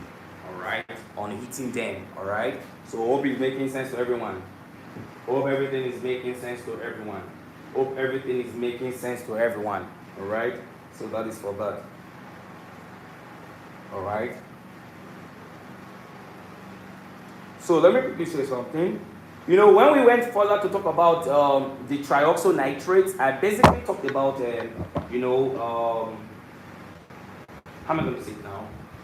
We talked about NO2 gas being released. NO2 gas evolved in the nitrate, trioxonitrate.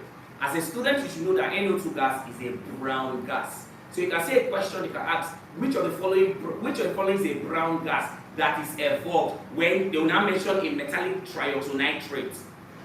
So you will know that the answer will be NO2. Everybody listen. What I just said, does it make sense to you? What I just said, does it make sense to you? What I just said, does it make sense to you? What I just said, does it make sense to you? Let me know in the comment section. Alright, good one. Alright, this guy, nitrogen 4 oxide or nitrogen dioxide, is a brown gas. It's a reddish brown gas. So they can just give you a question. They say the brown gas evolved when a nitrate, alright, a metallic nitrate is heated. They can say oxygen gas, nitrogen gas. They can say nitrogen 2 oxide or nitrogen 4 oxide. Everybody look at the option. Look at this question. Look at it. Question 12. Alright, question on 12. The brown gas evolved. What is that? Is it C? Is it C or D? The answer is D. Oh, don't go and tell me C or C is nitrogen 2 oxide. And nitrogen 2 oxide is just like NO. You understand? Why nitrogen 4 oxide is NO2. Alright? Alright?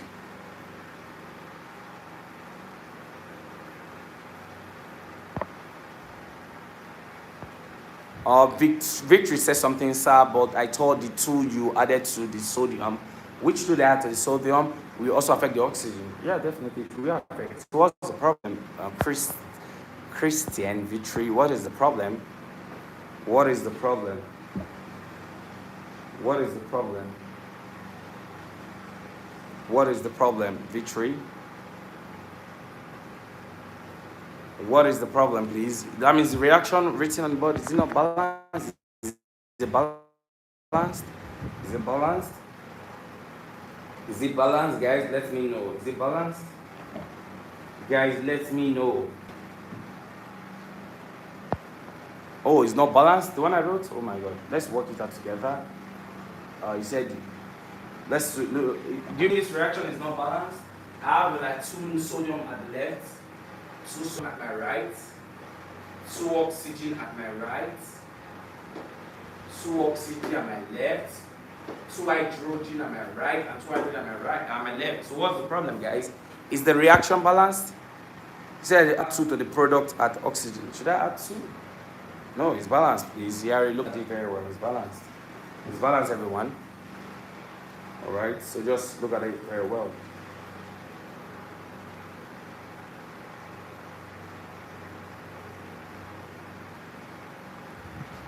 It's balanced. So I'm going to give us another random question. No problem.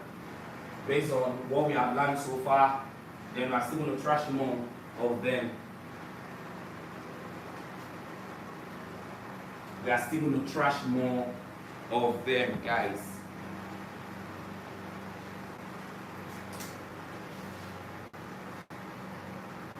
This one says, you have to be smart. So it says, which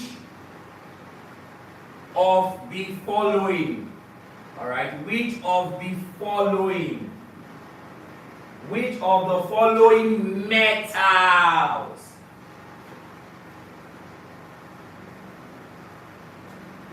will be obtained as a residue when that metallic trioxocarbonate, when trioxonitrate rather, 95 is heated or strongly heated. Alright, it's strongly heated, everyone.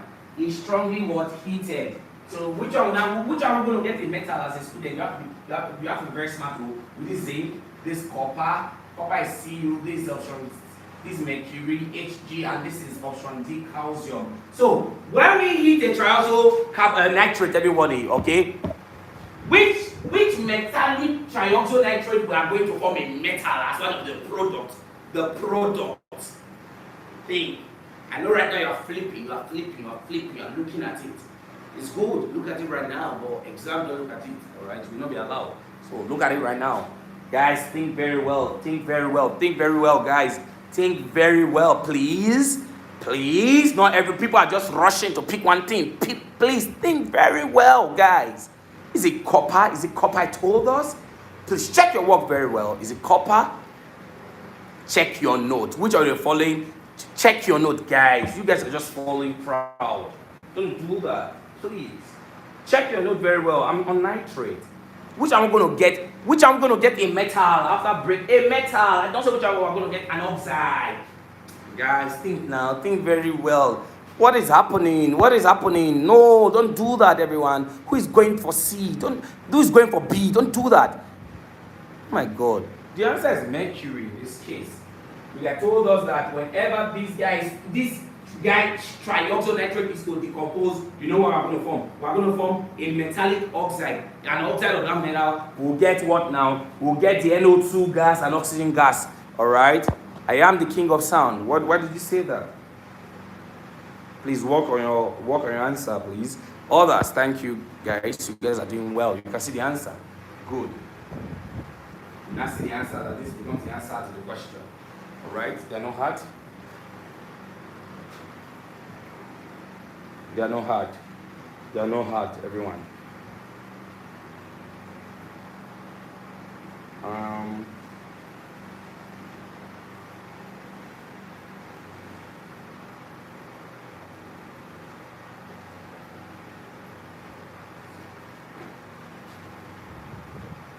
Now, quickly going over to the tetraoxosulfate.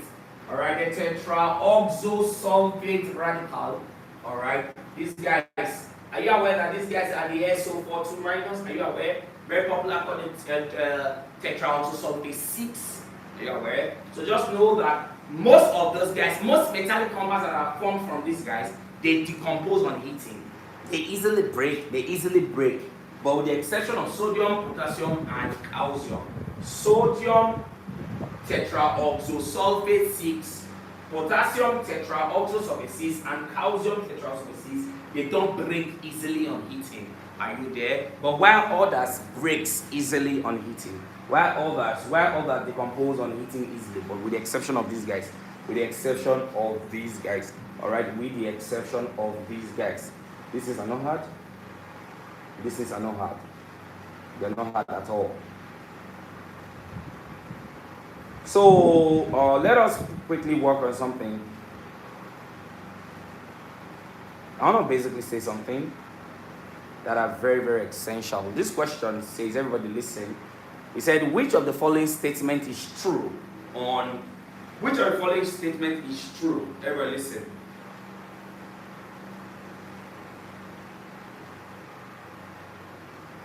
Which of the following statement is true? Option A says, alright.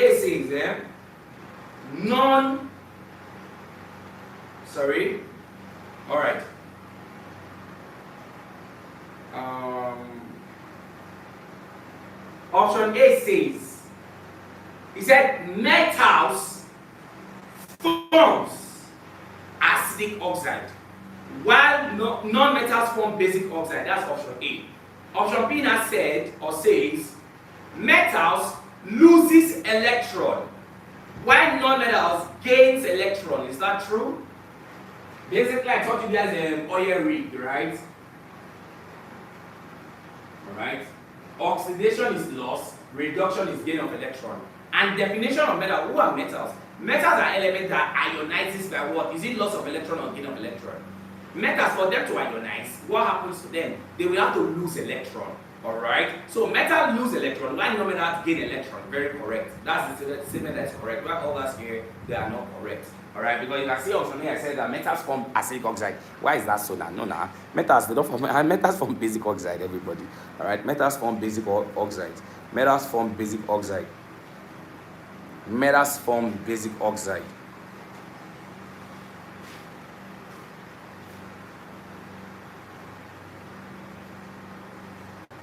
Now, I saw a question question here on metals. It says, which one of the following metal is not normally extracted by chemical reduction because of its position in the electrochemical series? I taught us this in metals class. Let me tell you guys, I read the question again. It said, which of the following metal is not normally extracted by chemical reduction because of its position in the ECS series, the electrochemical series? Look at it, let me tell you. The ones that are not extracted by chemical reduction, you know, I gave us various ways in which metals can be extracted. All right, metals can be extracted in various ways. All right, metals can be extracted by basically concentration of the ore. Metals can be extracted by roasting in air. All right, that's oxidation. And metals can be extracted by extraction process proper. And I explained all of this, but let me tell us. The metals that will not be extracted by chemical reduction method, everybody. The metals that will not be extracted by chemical, you know, on extraction, basically, we have electrolytic reduction, chemical reduction, and as well as a thermal reduction. All right, how metals can be extracted, like, you know, chemical reduction, thermal, or what do you call it now, electrolytic reduction. All of these we talked about in the metal and non-metals class specifically. All right, let me just tell you something. The metals that are above in the electrochemical series, they are basically, but the question says, which of the following metal is not normally extracted by chemical reduction? The ones that are extracted by, okay, let me say something. In the electrochemical series, which include the potassium, sodium, all right, calcium, magnesium, all right, aluminium, all right, aluminum was zinc, iron, tin, all right, iron, tin is what? Sn, iron, tin, lead, Pb, lead, hydrogen, copper, mercury, Hg, silver, and gold. All right, these are the electrochemical series, guys. You know, it starts from here and end here, so these guys should have been down. Are you listening? Now, let me just tell us something very, very essential. I taught us all these things. They are very essential. Please listen and listen well. You know, when I taught us metals and the extraction of metals, I basically stressed on, you know, metals can be extracted by what we call, you know, first concentration of the ore, roasting in air, and extraction proper, which could be done by maybe, we have what we call electrolytic reduction, we have what we call chemical reduction, and thermal reduction. Electrolytic reduction is when you use electrolysis to reduce the metal to be able to extract the metal. Are you there? Whereby for thermal, you are using heat, whereby chemical you are using reaction.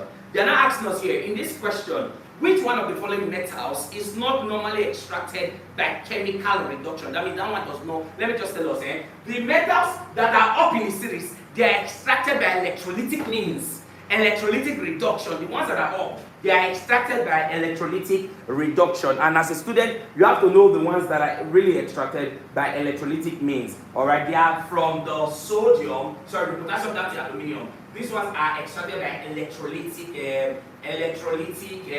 reduction method, everybody. Alright, from potassium down to aluminium, they are extracted by electrolytic reduction method.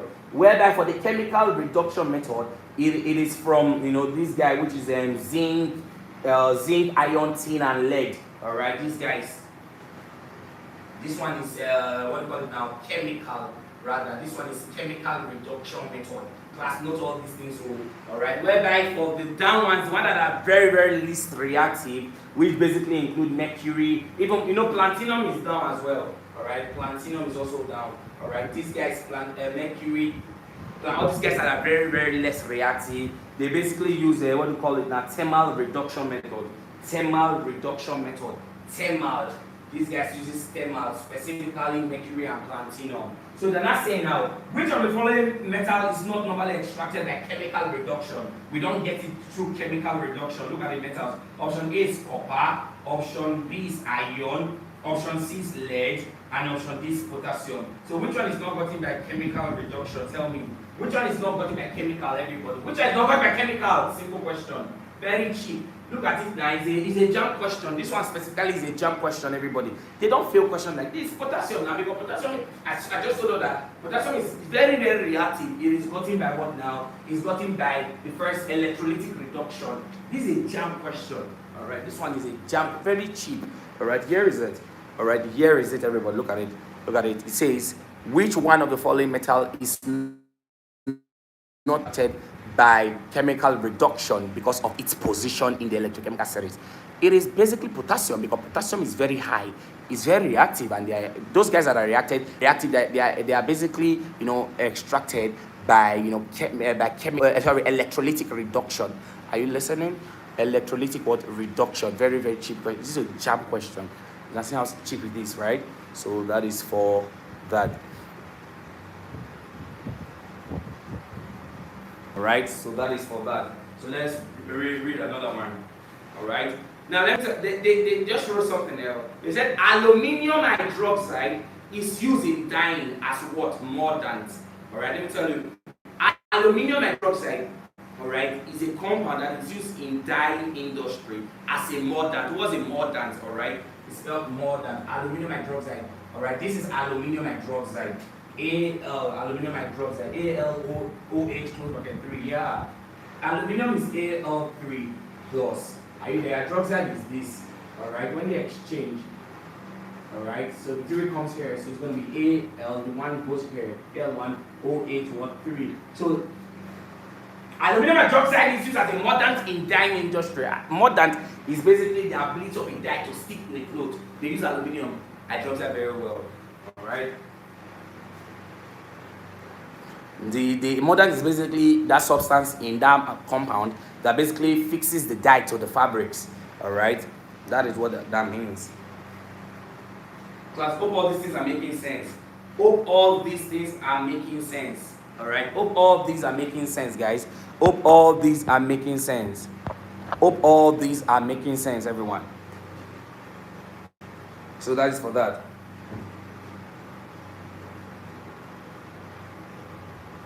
Hope all these are making sense.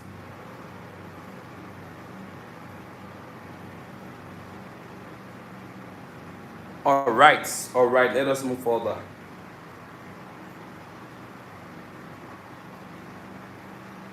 Now, let me quickly say something that is essential. There's a question here that says, what is formed when aluminium metal, all right, what is formed when aluminium metal now reacts with a red hot nitrogen gas? Aluminium, you can say I'm stressing aluminium right now. They say what is formed when aluminium metal reacts with a red hot. I mean, when something is red hot, it simply means that it's at a very high temperature. All right. As a student, you should know something about aluminum. Aluminum is trivalent, basically having this charge +3. All right. So aluminium is reacting with nitrogen gas, and nitrogen gas basically is a gas exists as this, right? So what are we having? Remember, aluminium. Are you aware that aluminium has a charge of +3, and nitrogen charge is also -3? Are you aware? I don't say anything. Nitrogen, it exists in this state. All right, I will not say much. This thing is not hard. So basically, get why nitrogen is -3 is very easy. All right. All right, it's not hard at all. So as I'm telling you, please don't forget. All right, don't forget, guys. Very, very essential. Don't forget. Very, very essential. All right. Very, very essential. Please. Nitrogen basically exists as, like in most compounds, all right? Nitrogen exists as a -3 charge. But nitrogen also have other charges based on the compound is found. But in most compounds, nitrogen is like this. Are you listening? So what then happens when they basically form, all right? What then happens is that it's going to be Al, the 3, and the 3, N, what 3, and they'll cancel each other. So our product will be what that? ALN, right? ALN. Are you listening? ALN. ALN. Everybody, ALN. That's our product. But is it balanced? Is this reaction balanced? Let's try it together. If it's a balanced reaction, it's not balanced because nitrogen is 2 here. So I have to put 2 here for nitrogen, right? So that I have to do 2 and also put 2 for aluminum here. So these are products. There's a jam question on this. All right, jam asks a question on this. All right, jam asks a question on this, and I'm going to work it out. All right, let's work it out together, everybody. All right, let us work it out together. It's a very cheap one, so let us work that question together. All right, and the name of this compound is basically, it's called aluminium nitride. Alright, aluminium nitride, aluminium nitride. Remember, whenever non-metals they have charges. This one normally is nitrogen gas, but when it has a charge, remember I told us that they will not be nitride, they will not end with IDE. That's why it's called aluminium nitride. Are you listening? Class, is it making sense? Here's the question, Jamax. Here's the question, Jamax. Let me basically remove it and look at it. Look at it, look at it. He said when pure aluminum metal is heated to red hot in the presence of nitrogen, like it's heated to red hot, that means it's very, very, very, very, very hot. The aluminum, they heated it very, very well. So the compound form is what? What's the answer? Everybody, choose in the option. Choose. Hurry up. Do it. Sharp. What's the answer? Don't waste time. What's the answer? Good. That's what I want. The answer is B. Just show yourself. All right, that's for that. You can see how it works, right? They are not hard, they are very easy. They are not hard, they are very, very easy. They are not hard, they are very, very easy. Alright? So that is for that. So I saw another one here. It says aluminium is extracted commercially from its ore by, I've taught us this on metals and non-metals. Alright? Aluminium is extracted commercially from its ore by, is it by heating aluminium oxide with coke in a furnace? Is it by the electrolysis of fused aluminium oxide in cryolite? Go to your note. I've taught you guys all the reactions, everybody. Alright? Is it by treating chloride with sodium hydroxide solution under pressure? Is it by heating sodium aluminum silicate to high temperature? These things are they're very easy. They're not hard. I've taught us. Go back to your note on metals, specifically when I talked about I think metal extraction. I basically talked about all this. On metal extraction. Alright, I basically stressed on this about the extraction of aluminum. I gave us points on the extraction of aluminum. I told us that for aluminum to be extracted commercially, it is done through electrolysis of what now? That fused aluminum oxide in cryolite. Alright, dissolved in cryolite. Alright, dissolved in cryolite. And you know this aluminum oxide, they call it alumina. Alright, you know cryolite is very, very important. Alright, chloride is very, very important in this process because it helps chloride dissolves in the compound, so it's helping it to conduct electricity. Go and read your notes on metals. I basically talked about this. So the answer here will now be the one that has electrolysis of fused aluminum oxide in cryolite.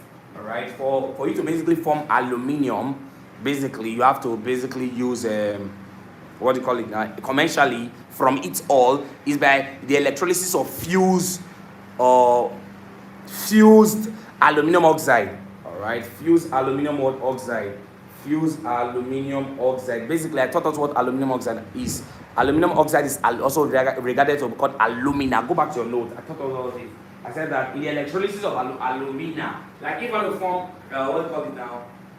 what the expression say, aluminium. If you want to extract aluminum metal commercially, we have to basically dissolve the alumina, the oxide that contains the metal one we get in cryolite. Cryolite will dissolve it and help that guy to be able to conduct electricity.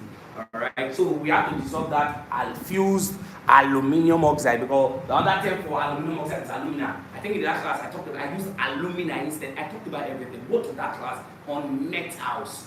Alright, when I talk about extraction of metals, all the classes in the playlist on metals, go there and go and see all what we said. So the answer to this question, now let us do it again. Aluminum is extracted commercially from its ore by the electrolysis of fused aluminum oxide or fused alumina in cryolite. Alright, and the function of cryolite here is to basically help it in the conduction of electricity. Alright, it dissolves this guy.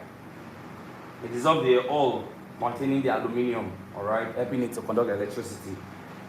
All these things are not hard, they are very easy. They are not hard, they are very, very easy. They are not hard, they are very, very easy.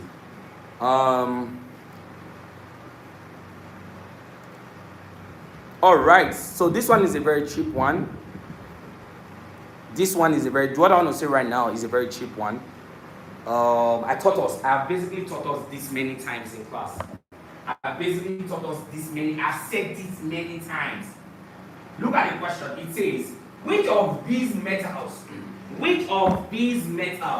they mention various metals, alright? They mention various metals, class. Alright, they mention various metals. Are you listening? They mention which of these metals? What are these metals? The first one, they said magnesium metal, iron metal, lead metal, and copper. Which of metal will dissolve in dilute hydrochloric acid? That means which of these metal can react with dilute HCl? Which of these metal can react with what? HCl? You know, whenever a metal reacts with HCl, it's going to form like a chloride, yes, a metallic chloride, and as well as that salt, a metallic chloride, and as well as hydrogen gas will be liberated. This is one way to liberate what? Hydrogen gas, laboratorically. We've done all this now. And how did I tell us? Remember, the metal that can liberate hydrogen gas are those metals that are above hydrogen in the electrochemical. I taught us this thing now, class. So the question now says, which of these metals will dissolve in this gas, will be able to react with it to liberate the gas, hydrogen gas, this gas? Which one? They are the metals that are above hydrogen in the series. So basically look at the one that is above in the series, so we can be able to use it to work on this question. Alright? Alright?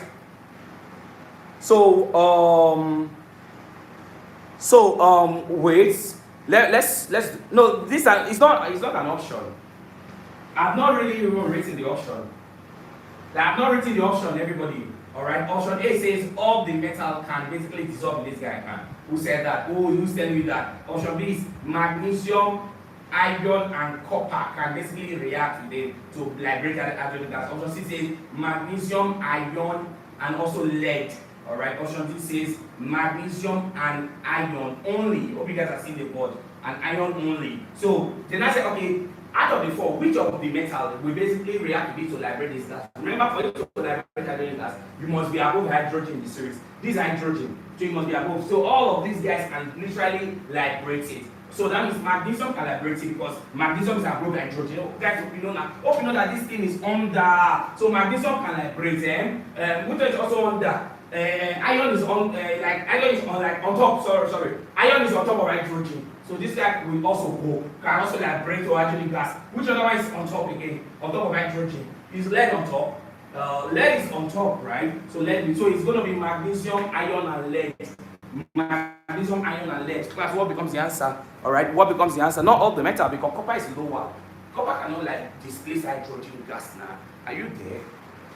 Copper cannot displace what hydrogen class. So it's going to be magnesium, iron, and lead. Class, is it making sense to us? Let's say magnesium. Guys, question in chemistry, they are so cheap. Understand things will help you a lot. All these things are not hard. Class, are all this making sense to us? Let me know in the comment section. Are all this making sense to us? I taught us in metal class. Alright? I taught us in metal class, guys. All these things are not hard. Hope they are making sense to you all. Hope they are making sense to you all. Alright?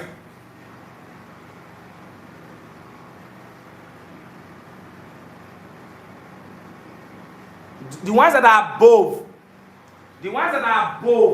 just know that the ones that are above, those metals that are above, and the key guy here is this hydrogen gas. Those metals that are, so in other than some of that question that relates to this, metals that are above that guy, they can displace it. They can basically displace it. Are you listening? They can displace it, they can push it away. But those ones that are below cannot. Are you listening? Another one, it says, which of the following metal will displace iron? I don't want to show you guys the answer so that you guys will not see that. You guys have to be very, very smart. Alright? Everybody look at what I just said. Where's iron? I'm seeing iron. So which of the following metal can displace iron? This iron. Are you not saying iron?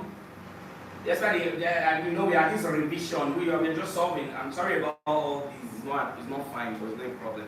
So which of the following metal can push iron away? I said for you to be able to push a metal, you must be above it.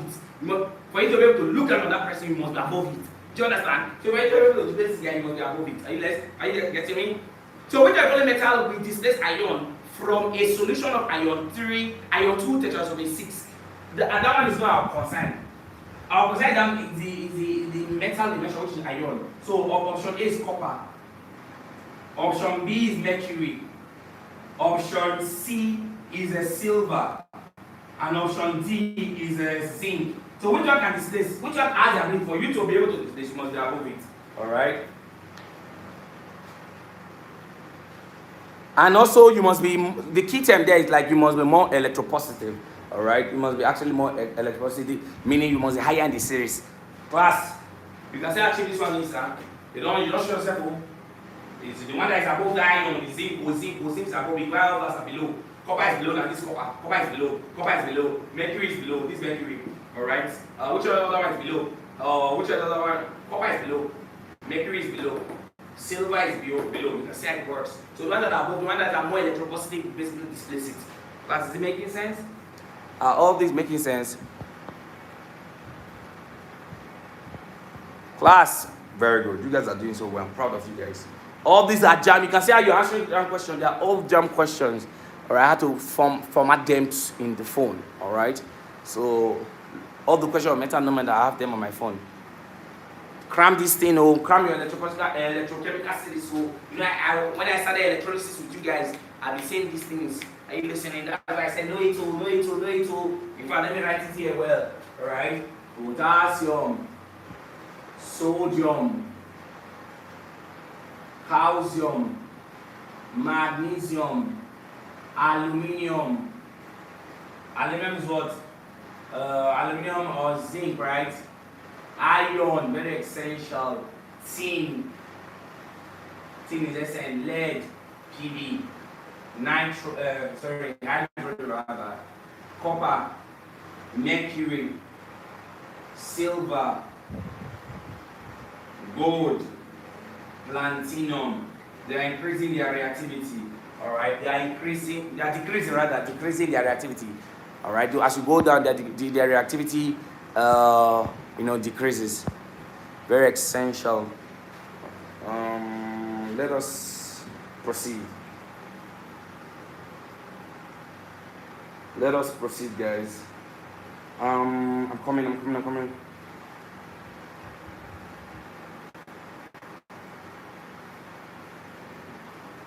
Platinum basically has a +2 charge or even +4 as the case may be. Let's answer this question together. It says, everybody listen. This one is so simple. I taught us Amphoteric. Okay, let me not even say it. They said the substance of zinc oxide. Are you not saying zinc oxide? Dissolved in sodium hydroxide. Remember, sodium hydroxide is a base. Are you there? Anything that has hydroxide is a base. And mineral acid. So this zinc oxide dissolves in sodium hydroxide solution and mineral acid solution to give soluble products in each cases. Sodium oxide is therefore referred to as, remember, when you are a guy, when you are something and you have the ability, oh my god, when you are something and you have the ability to basically, how am I going to say it now? You have the ability to basically, how am I going to say it now? React with an acid or a base. You are amphoteric, alright? You are amphoteric. Do you understand? So if you check this question, it says they actually said it. The source, and zinc is amphoteric. I told us that zinc is amphoteric. It's an amphoteric metal. So it becomes amphoteric oxide. Are you there? So zinc is amphoteric. So then I said the source and zinc oxide dissolves in sodium hydroxide. So if zinc oxide is dissolving in sodium hydroxide, so in this case, sodium hydroxide is the base normally, and zinc oxide will not be the acid. Are you there? Then I said if zinc oxide is dissolving in this guy is acting as an amphoteric what? An amphoteric acid in this case, because it's dissolving in the base. Then I said, or a mineral acid. So if this guy is dissolving in an acid, for instance, like ACl, for instance, reacting with ACl, everybody, ACl. Hence, this guy will not be an amphoteric base. Are you listening? So, amphoteric oxide, they behave like acid and base. So, therefore, the guy will be amphoteric. Alright, the guy will be amphoteric. So, that is how it works. That is how it works, everyone. So let us proceed. I'm coming. Trying to bring out more questions here pertaining to all these. Where are you?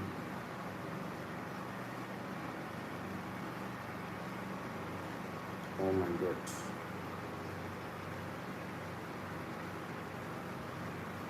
So you can see how all this works, right?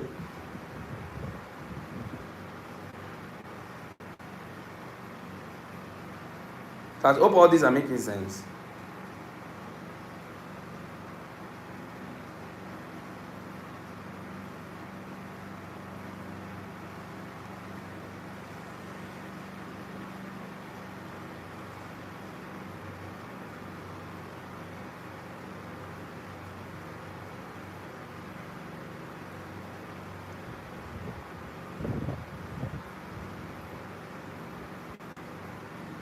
All right. So basically, if you go back to the question, the best term, if you check the question very well, it's, zinc, first of all, zinc oxide. Is zinc not metallic in nature? And metals, they form bases, right? Metallic, anything metallic, they basically, metallic oxide, because zinc oxide behave like an acidic oxide and a basic oxide together. But basically, we're going to basically just go for the option C, because the zinc oxide here is, how am I going to say it now? But they said the answer would have been best just amphoteric oxide, but they want us to basically put an answer. All right, they wrote amphoteric acid, amphoteric base. So basically, we'll go for base because of that zinc. Anything metallic, they form bases. And if the metallic oxide form bases, right? That's why it will amphoteric base in this case, class. All right, it's not hard. All right, you must put an answer to a question. You must think it very well. You must think about the question very, very well. So that is for that. That is for that. All these things are not hard. Just practice makes perfect. All right, just practice makes perfect.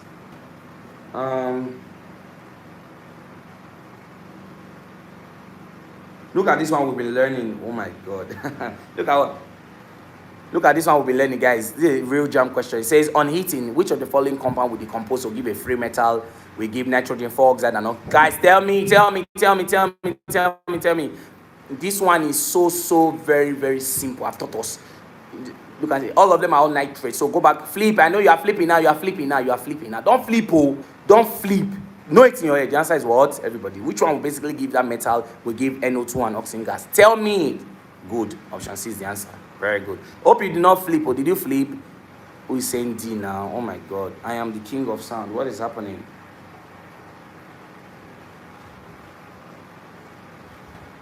All right, this one is a very cheap one. I taught us many times ago in Introduction to Chemistry about bronze. Bronze is an alloy of what? I told us bronze contains copper and what? All right. Are you not seeing that Ze? Just opposite and put opposite is tin. All right. Copper and what? Tin. Bronze is copper and tin. Bronze is copper and tin. Bronze is copper and tin. Bronze is copper and tin. Bronze is copper and tin. Bronze is copper and tin. Correct yourself, everybody. Don't do that. Thank you very much, Ojo. Ojo, you did well. Bronze is copper, what? Not copper and zinc. Don't go and tell me that it's brass that's copper. It's brass.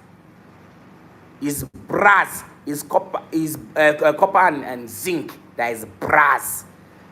It's copper and zinc. That is brass. Bronze is D. Copper and tin. Copper and tin. Everybody, don't make that mistake. Simple question. Simple question. Don't make that mistake. Don't do that. Look at what I taught us. So all these simple things, I've taught us this thing many times. So, all right, I've taught us this thing. I'm just seeing many questions on alloys, and I've taught us alloys. So, class, don't form my hand. Though. I've taught us alloys many times. So, who are alloys? Alloys are basically what? What are alloys? From what I taught you guys, I told you that alloys are mixtures. They're metallic mixtures that are made up of one or more metals. All right, and these metals are combined together to give a desirable product. Right. So, what are the components of stainless steel? I basically told us. All right, tell me, stainless steel. What is it made up of? All right, stainless steel is made up of what? Carbon, iron, and chromium. Have you forgotten? Don't do that, everyone. Tell me, what's the answer? Don't waste my time, oh. Class, I taught us so. You can say all this in a jam question. They are all jam question. What's the answer? Go. I know you are flipping. The answer is B. Copper, iron, and what? Chromium. I taught us so. I taught us. Copper, iron, and chromium. For stainless steel. Stainless steel. Is carbon, not copper, guys. Carbon, I mean carbon, that's what carbon, iron, and chromium. Carbon, iron, and chromium. All right, carbon, not copper. Carbon. For you to be in steel, most times, most of them is iron. Iron is more, it's like one of the much product. We have different type of steel. We have stainless steel. We have different kind of steel. We have ordinary steel. We have magnetic steel, tungsten steel, molybdenum steel. We have different kind of steel. You understand? You need to know what they are used. I told us that uses. Like for the ordinary steel, is for building materials. for stainless steel, those are capillaries, like this one they ask, all right, made up of carbon, iron, and chromium, carbon, iron, and chromium, carbon, iron, and chromium, carbon, iron, and chromium, very cheap, all right, so that is for that, all right, all right.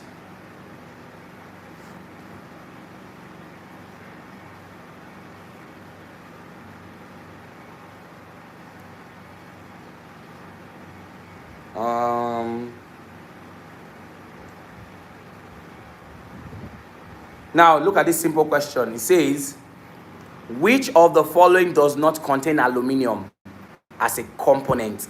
Now going back to, are you not saying duralumin? Duralumin is an alloy. Are you listening? It's an alloy like those steels, like brass, bronze, and red. Are you aware that duralumin is an alloy that basically contains, that basically contains aluminium, that contains copper, magnesium, and manganese? Are you aware about that? Aluminium. I thought also aluminium, magnesium, and manganese. Have you forgotten? So even the spelling of duralumin, are you not seeing Al there? So basically, which of the following does not contain aluminium? Definitely duralumin contains. Even those overhead cables, they contain aluminium. All right. The answer is what? Container for caustic soda, container for nitric acid. Basically, because they can actually contain aluminium. Aluminium basically reacts caustic soda. So the answer will be basically what? C. So the one that does not contain aluminium is that C, because always aluminium like to react to caustic soda. Are you listening? Aluminium basically does not really react to those nitric acid. Class, are you there? So that is how it works.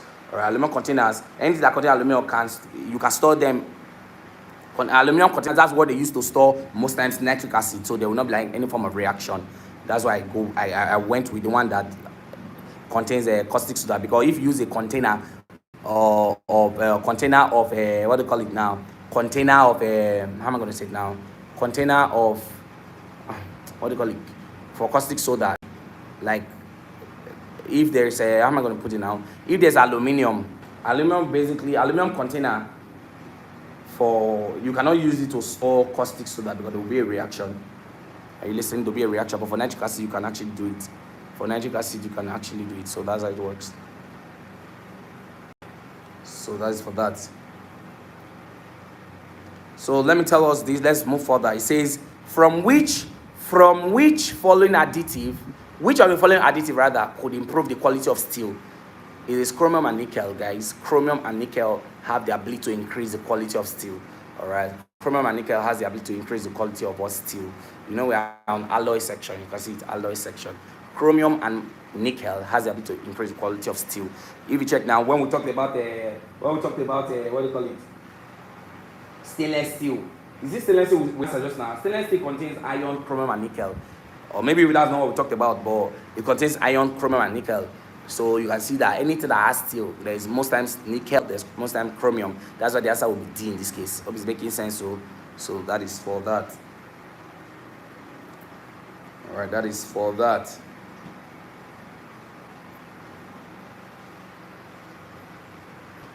Now look at option. Look at this question.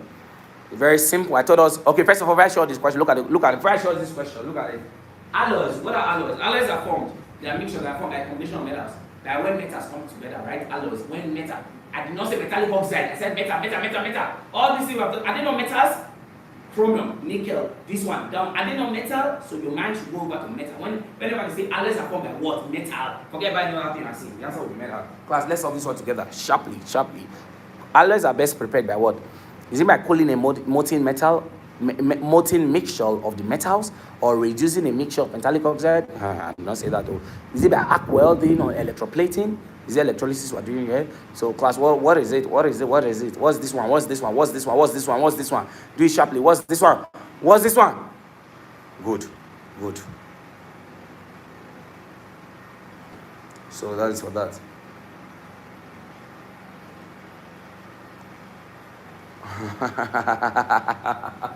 All right.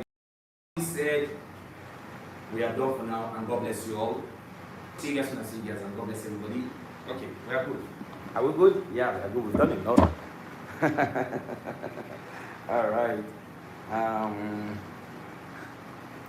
All right. There's something I want to say. I want to quickly throw some light on some things before we end the class lesson. I want to throw some light on some areas I feel is very vital. I'm trying to get that part. So let us work on that right now. Let us work on that part right now. Alright. I want to throw some light on that area. I want to throw some light on that area. Very, very vital. Very, very vital. Now, as a student, you have to know something very essential. Like there are some common compounds that you should know their shapes. Very important. Like what are shapes of some compounds? Now, to know their shapes, to know shapes of compounds, you have to be able to draw the Lewis structure. Alright, you'll draw a Lewis structure. Those ones I don't want to really stress on them. Just notice there's some common examples that your exam will bring. Like water now, they can ask you now, what's the shape of water? You tell them that water has a V shape, like a V shape, an inverted V. You can say water is V shape or bent. Alright, water has a V shape, or you simply say that it is bent or angular. Alright, water has a V shape, bent on or angular. And if you draw the structure, you know when you draw structure, you can create an angle.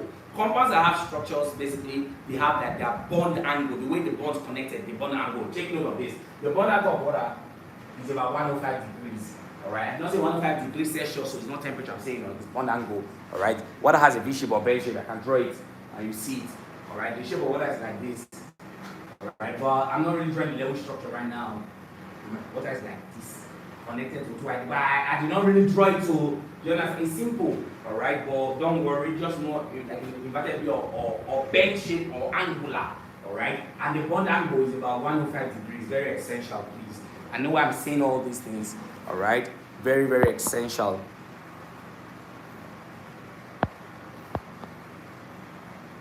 Very, very essential. Now, moving further, there are other compounds that have shapes, like the likes of carbon dioxide. I can literally draw the compound like CO2, like chlorine gas, like hydrogen gas. These guys, they have linear shape. Alright, their shapes are linear, like this guy now, combining with like this. Like it has like a linear shape. Alright, I'm not really drawing, I don't want to really talk about the structure, how to draw it, but please note these guys, CO2, chlorine gas, hydrogen gas, they have a straight. And what's the angle of a straight line? On a straight line, 180 degrees. So the one angle of these guys is usually 180 degrees. That's how to know it quickly in your exam, But these are vital questions that comes up a lot. Alright? Alright? CO2 is linear, alright? CO2 has a linear shape. CO2, oxygen gas as well, even hydrochloric acid. Oxygen gas, ACl, all these guys, they have linear shapes. Alright, they have linear shapes, linear, please, please. Alright, very, very essential. This one's water can come at. Alright, water can come at your exam. Tell them that water has a bend shape, angular, or V shape. Alright, bend shape, angular, or V shape. Why the other guys? Alright, they have what now? Linear, as mentioned on the board. Oh, please note it, It will help you a lot. Note it. It will help you a lot, guys. Note it. It will help you a lot. Alright. I'm giving what exam I've asked so far over the years, so I can literally draw it, but let us just note it, please. Let us just note all these things that are very essential. Now, moving further to other things that are important right now, like ammonia now, NH3, the shape is trigonal pyramida, alright, trigonal pyramida, alright, ammonia shape, trigonal pyramida, whereby for methane is tetrahedral, alright, methane is tetrahedral. And the bond, the shape of, and the shape of methane is tetrahedral, alright, methane is tetrahedral, and the bond angle is usually 109.5 degrees, alright, this for methane, shape of methane gas, CH4 is tetrahedral. I can show you, it's really, really easy. While the shape of ammonia is trigonal pyramida, and it is 107 rather degrees. 107 degrees. The bond angle is 107 degrees. Alright. 107 degrees. All these things are very essential, guys. Alright, they are very essential. They are very, very essential. Please note it for your exam sake. Note it for your exam sake. Alright, I know why I have to say this thing. Now, to draw all of this, I just said they are easy, but please, water, V shape, bend shape, or angular, 105 degrees. This guy is linear, 1, 2, 3, linear, they're linear, 180. This guy, ammonia, ammonia, NH3, triangular pyramidal, and 107 degree. While methane is 105.5 degree and tetrahedra, common ones. All right. So with all this said, we are done for now, and I'll see you guys when I see you guys, and God bless everybody.